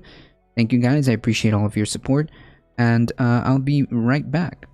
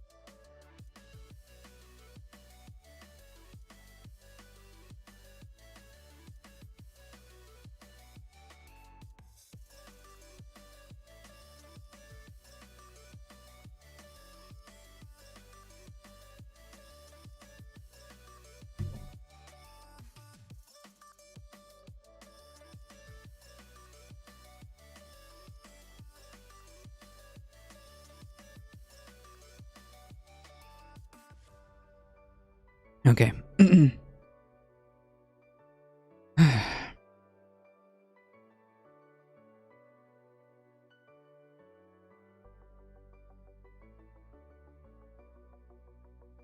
The true villain. The true villain of modern American politics, Hunter Biden.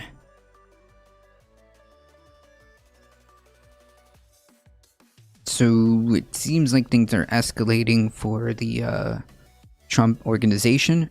So I guess we should go over it. New York Attorney General investigating the Trump organization in criminal capacity.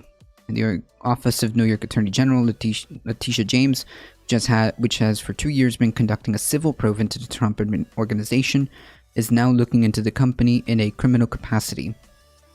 We have informed the Trump organization that our investigation into the organization is no longer purely civil in nature. We are now actively investigating the Trump organization in a criminal capacity along with the Manhattan District Attorney. We have no additional comments at this time. The New York Attorney General's office launched its civil probe in 2019 after Michael Cohen, former President Trump's former lawyer, testified to Congress. The initial focus was on whether the Trump organization inflated the valuations of assets while seeking loans and insurance coverage and deflated the value of other assets to reduce tax liability. Manhattan District Attorney Cyrus Vance Jr.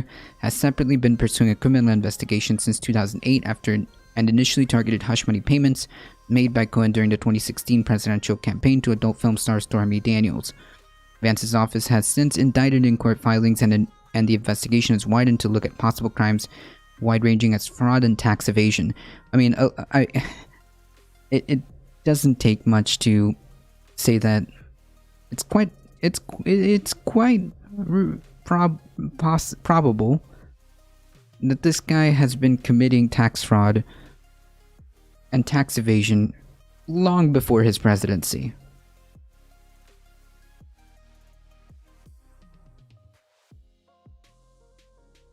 Long before that. The District Attorney General and Attorney General's office have often crossed paths, including issuing subpoenas for financial information related to the same Trump properties. In February, Vance's office issued subpoenas related to Mr. Trump's Seven Spring estate in Bedford. We'll do the cute animal video after this. In August of 2020, court filing, the New York Attorney General's office accused the Trump Organization of refusing to produce records sufficient to show how a $21 million apparent tax deduction in connection with the Seven Spring conservation easement was reflected on applicable tax returns. The two sides continue to litigate that dispute. James' office has secured depositions from several Trump Organization executives, including Mr. Eric Trump, Trump's son and executive vice president of the organization, and Alan Weisselberg, the chief financial officer. Weisselberg's former daughter-in-law, Jennifer Weisselberg, told CBS News that she's also been interviewed by James's office. Yeah. TLDR. And this dude's gonna face further investigations. Now at the criminal level, it's no longer civil, and probably warranted. Although I still wouldn't hold my breath for seeing any type of repercussions happen to this guy, but at least he's gonna be sweating. At least he's gonna be sweating it for a while.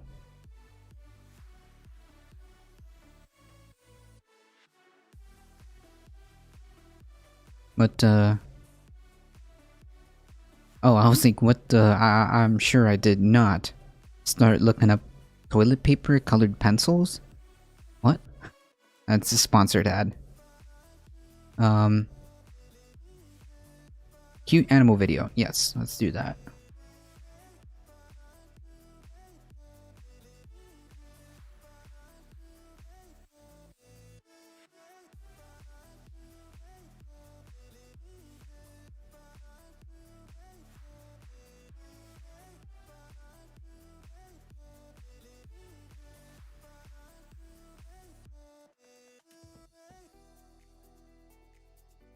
This tech.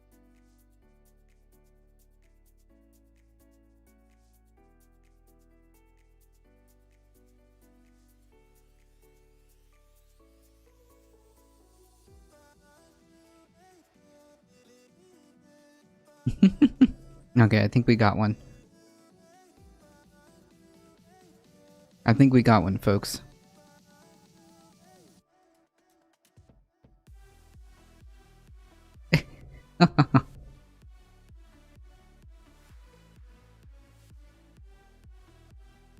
Yeah, the savior of the GOP, folks. Aww.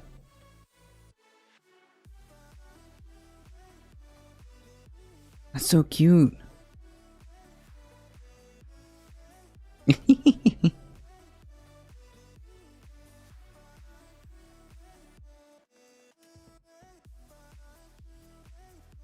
Those are the tiniest baby chickens.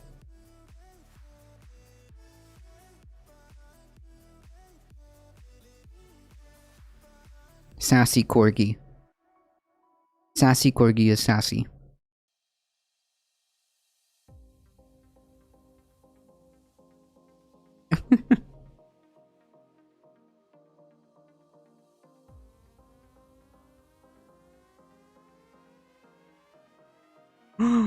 Froggy.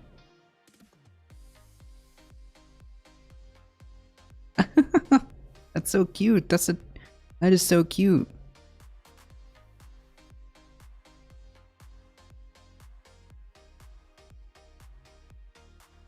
Wow. Snack.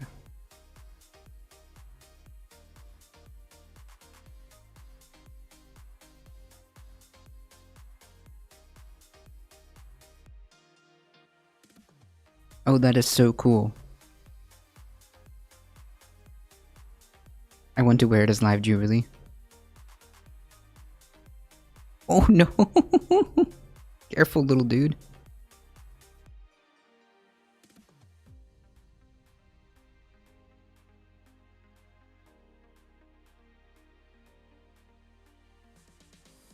Oh my god.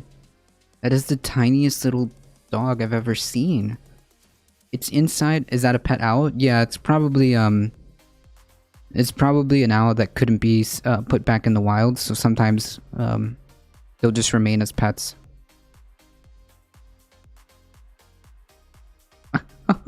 Aww.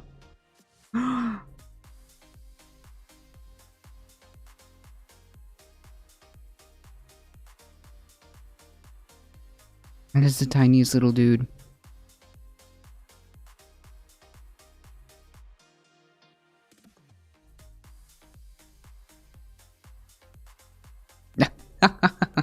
Run, little seagull, run! Run! Okay.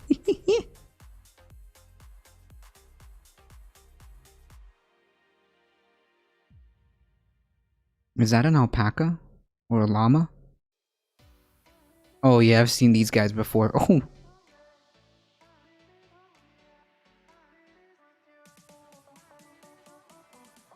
Dope.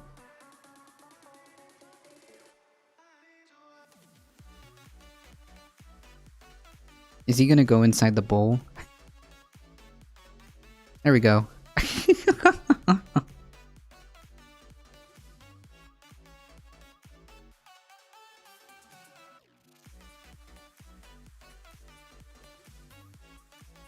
Aww.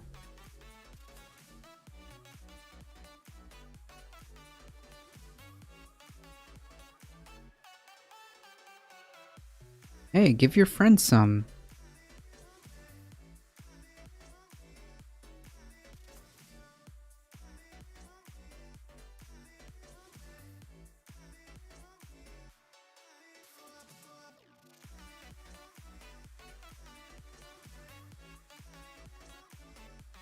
What a dramatic alpaca. Oh.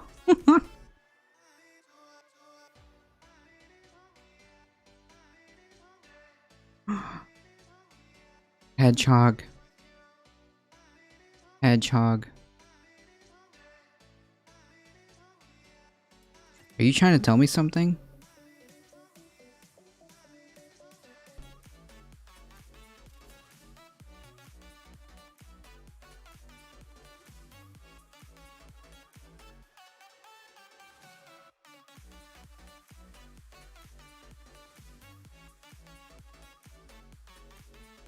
Alright, last scene. Is that a fox? Oh, that's a fox. That's gotta be a fox.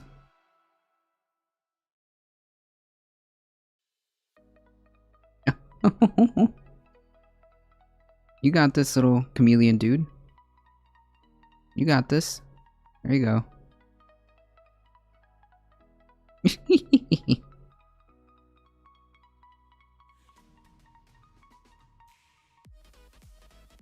Dogs do this too. Chonky trash panda. Yeah, that trash panda is even chonkier than my kitty cat.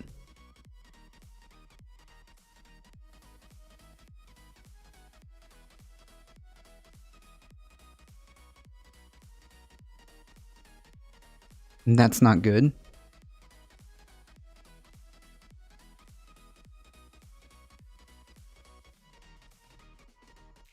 Animal abuse? Well, I mean, if it's detrimental to their health, yeah.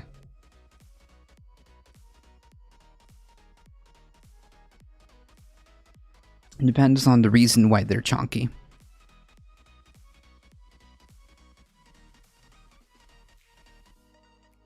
They also get incredibly chonky for the winter.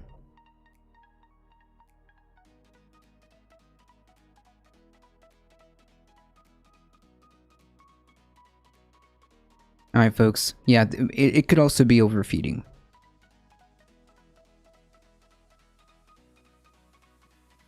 I've seen them in the wild, it's true.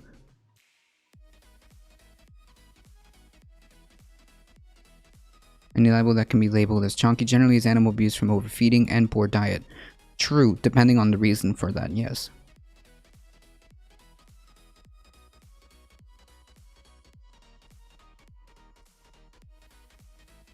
Like my cat is chonky, but she's average weight for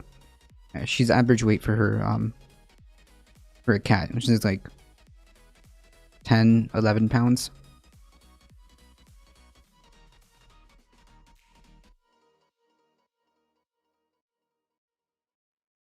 And it depends on the cat too.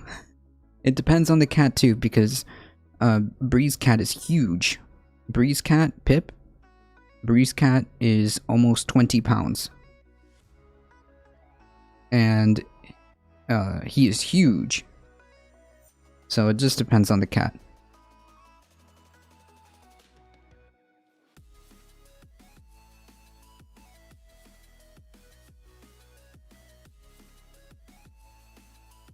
Anyone that has a pet raccoon probably isn't that concerned with animal abuse.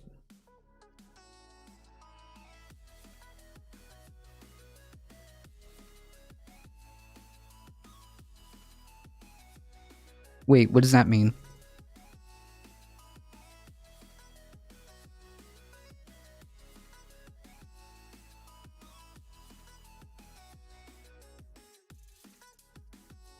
Hey, Lasso.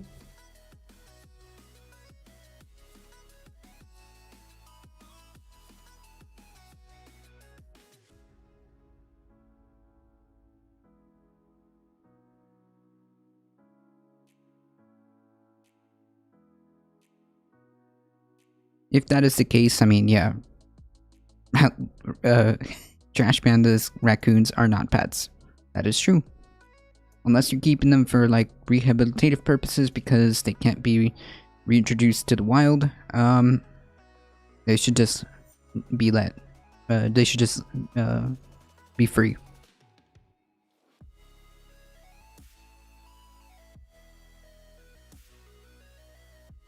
True. I see what you mean. Yeah, of course, I agree with that. You should not have a pet trash panda unless it's like there's a reason behind it. It couldn't be introduced to the wild or so on and so forth. Morning, morning. Yeah, just like those people with like pet owls. Yeah, you can't have a pet owl, folks. Most likely that person had it for most people have it for because, well, they can't be introduced to the wild.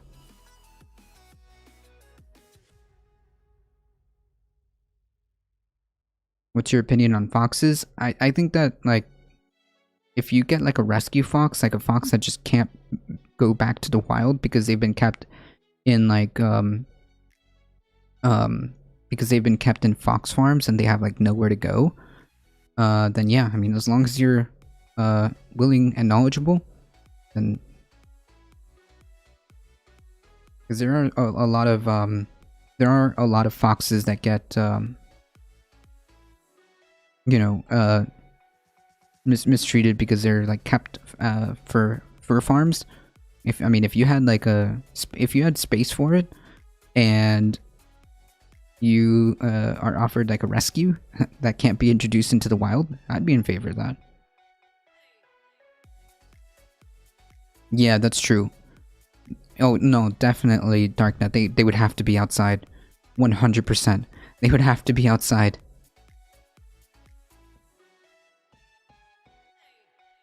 They can't be contained and are really destructive. Yep. They're bred to have too much skin. It's sad. Yeah, the fur farms are horrible. The fur farms are horrible.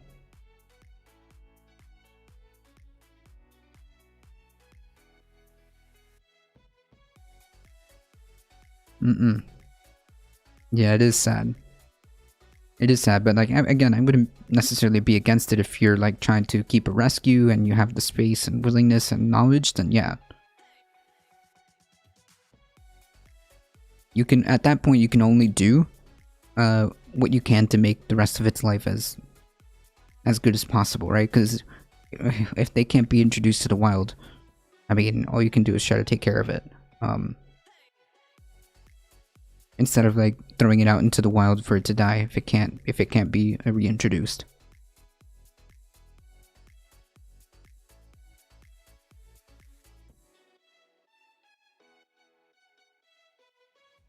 Because I've seen like I've seen a few YouTube channels that like are like vlog channels that like vlog their property that takes care of like foxes that were rescued from fur farms. And they have like a huge backyard. Carmhole, thank you for the follow. Carmhole? Yeah, they have like a huge backyard, and they have like a couple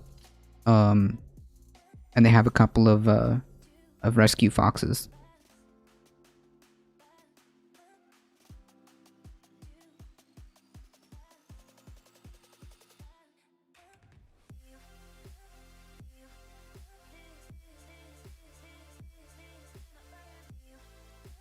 Alright folks, I'm gonna go over this article here. Republicans eye new House majority through redistricting. This is the game plan. Republican state legislators see this year's decennial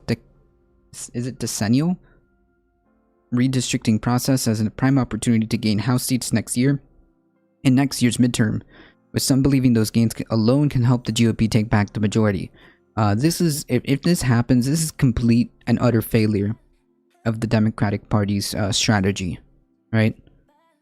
Legislators are preparing for the most public redistricting process in American history. Both Democrats and Republicans stand ready to accuse each other of radical gerrymandering, which, like, look, both of you do this, right? So maybe it should just not be a thing for neither of you. I mean, while advances in technology give each side the chance to draw ideal districts, they are both pleasing to the eye and politically favorable.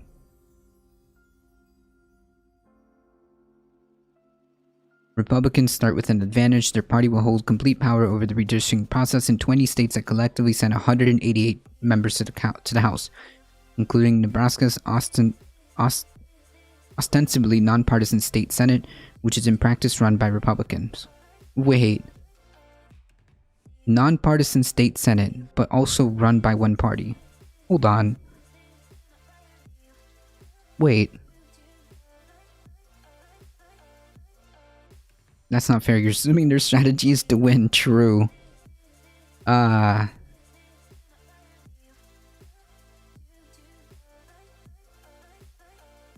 Nonpartisan state Senate, which is in practice run by how is that non? I'm so confused. Ostensibly nonpartisan state Senate, which is in practice run by, so it's not nonpartisan. Okay. Democrats will control the process in 7 states that send 72 members to the House. Districts in 16 other states are drawn either by independent commissions or divided by a divided government. The 7 remaining states send only one at-large member to the House. The GOP's level of control, especially in critical battleground states, may be sufficient to gain the extra 5 seats they would need to reclaim the majority. The majority is based on 5 seats, folks. When has any Senate been nonpartisan? I don't get... Yeah, that's why I'm saying memo for the record. What does this mean? Like... What?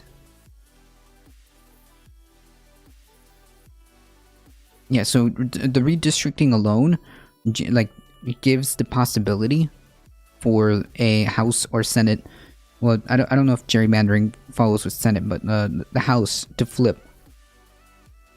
If people voted exactly as they did in 2020 and the Democratic and Republican wins, redistricting might give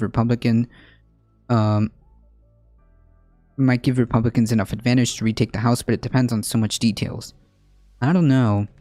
I don't know if there's like a lot of rocket science necessary here, a lot of political science necessary here to understand that it is highly possible that the Republican Party just takes both the Senate and the House.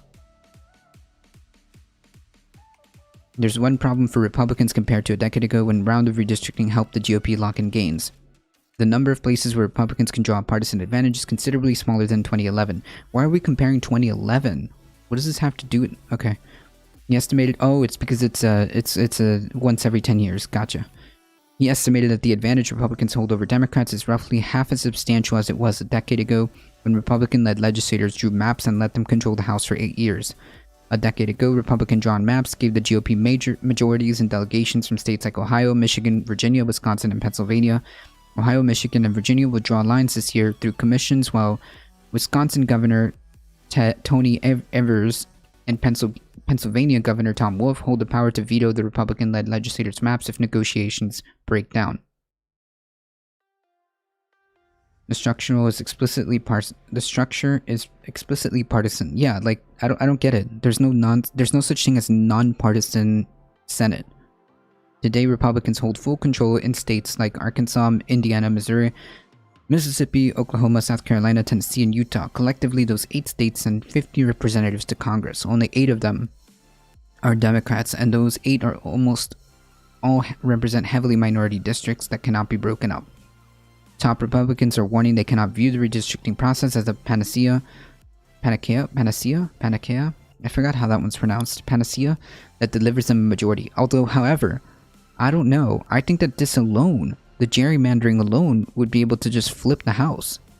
In a recent presentation, Adam Kincaid, executive director of the National Republican Redistricting Trust, told donors that the GOP would have to win back the majority in swing districts not at the map-making table.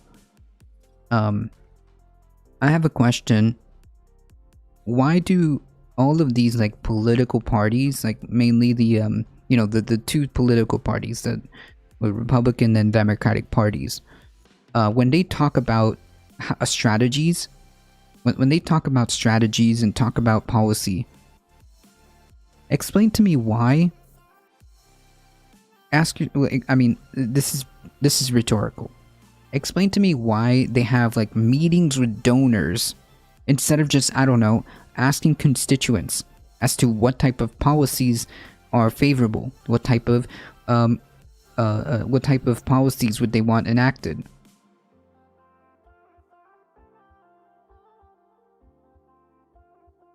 Why is it that they always go, and this isn't just a uniquely Republican thing, but why is it always, and just again, this is a rhetorical question, do they go to donors, to meetings with donors, with all of these not necessarily like backdoor, but like private meetings with all of these groups, instead of, I don't know, asking the constituents?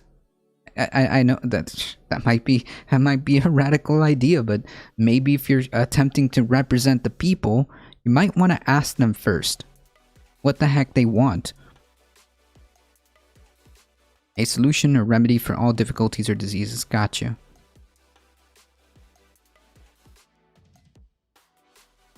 Like if you want to like develop a good strategy to win elections, it would behoove you to ask the actual people voting, unless you're in a system where that doesn't matter. And if so,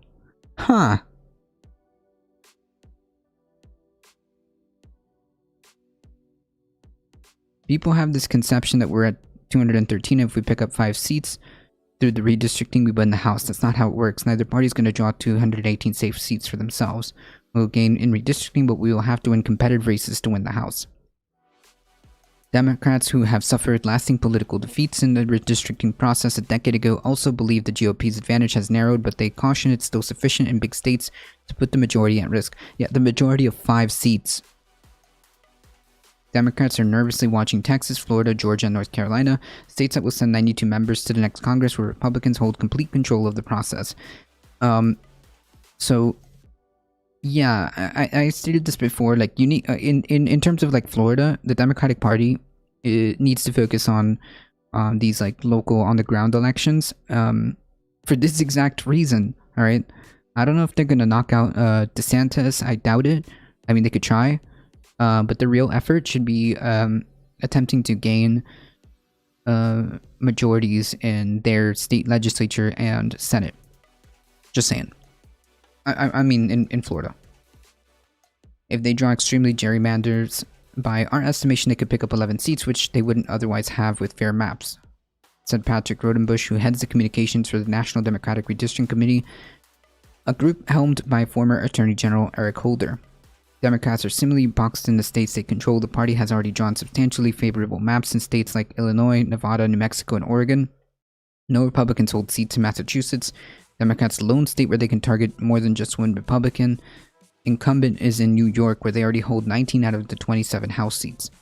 The redistricting process is almost certain to wind up in courts in many states. Mark Elias, a prominent Democratic attorney, has already filed redistricting-related lawsuits in Pennsylvania, Louisiana, Michigan, seeking to force courts to intervene ahead of anticipated partisan gridlock. So, it sounds like to me that It sounds to me like maybe this nonsense of gerrymandering should just be stopped and outlawed. Just saying. Because, I mean, imagine taking up all of these resources, time, and energy in court, fighting gerrymandering, fighting redistricting maps, and not only that, it disincentivizes those who are elected to actually do their job, because if they're in such a gerrymandered situation where they were engineered to win regardless, what motivation do they have to actually serve the people? What necessitates that? I'm gonna win anyways, no matter what. If I gerrymander myself into existence, there's nothing the opposing party can do, really. Why would I care? Why would I care what my constituents think about me? Why would I care what my constituents are asking for?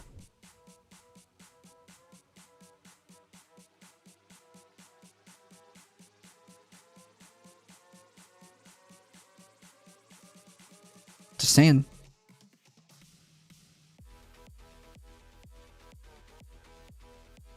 But this year's round of redistricting is also poised to be the most transparent in history. Map-making that once took place in smoke-filled rooms behind closed doors will now happen under the scrutiny of partisans on both sides and a public that is much more aware of what gerrymandering means. Sure, great. That's a step. I've talked about how I think that a more healthy democracy operates. There needs to be transparency, and that is a piece of it, right? That is a piece of it. However, gerrymandering just shouldn't be a thing. The technology is now in the citizens' hand as much as it is in the redistrictors' hands. Citizens have ways of giving input, and they have free software for mapping. That the process will be transparent does not mean the results will make everyone happy. The U.S. Supreme Court decisions in recent years have given legislators the freedom to act in more nakedly partisan ways to draw maps in their favor. It's going to be ugly, but it's going to be the public. It's going to be ugly, Wang said, but it's going to be in public in a way that it was not in 2011. Fair enough, sure, but the root of the problem is the ability to gerrymander in such a heavy way. I mean, it just shouldn't be a thing that happens in a democracy, because then you get engineered. You engineer your wins in an election, and then you end up not representing the people because you don't necessarily have to care.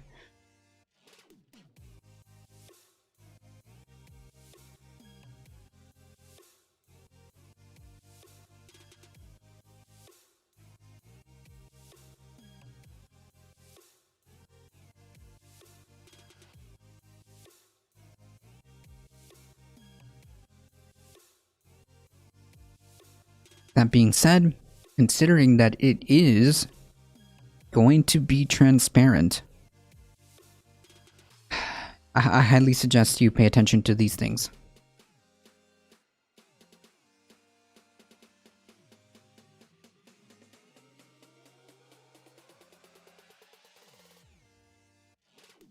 a... Why are they trying to sell me Crayola?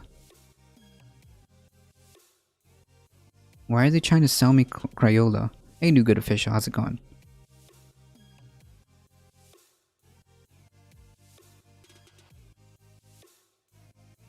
Okay. I'm hanging in there.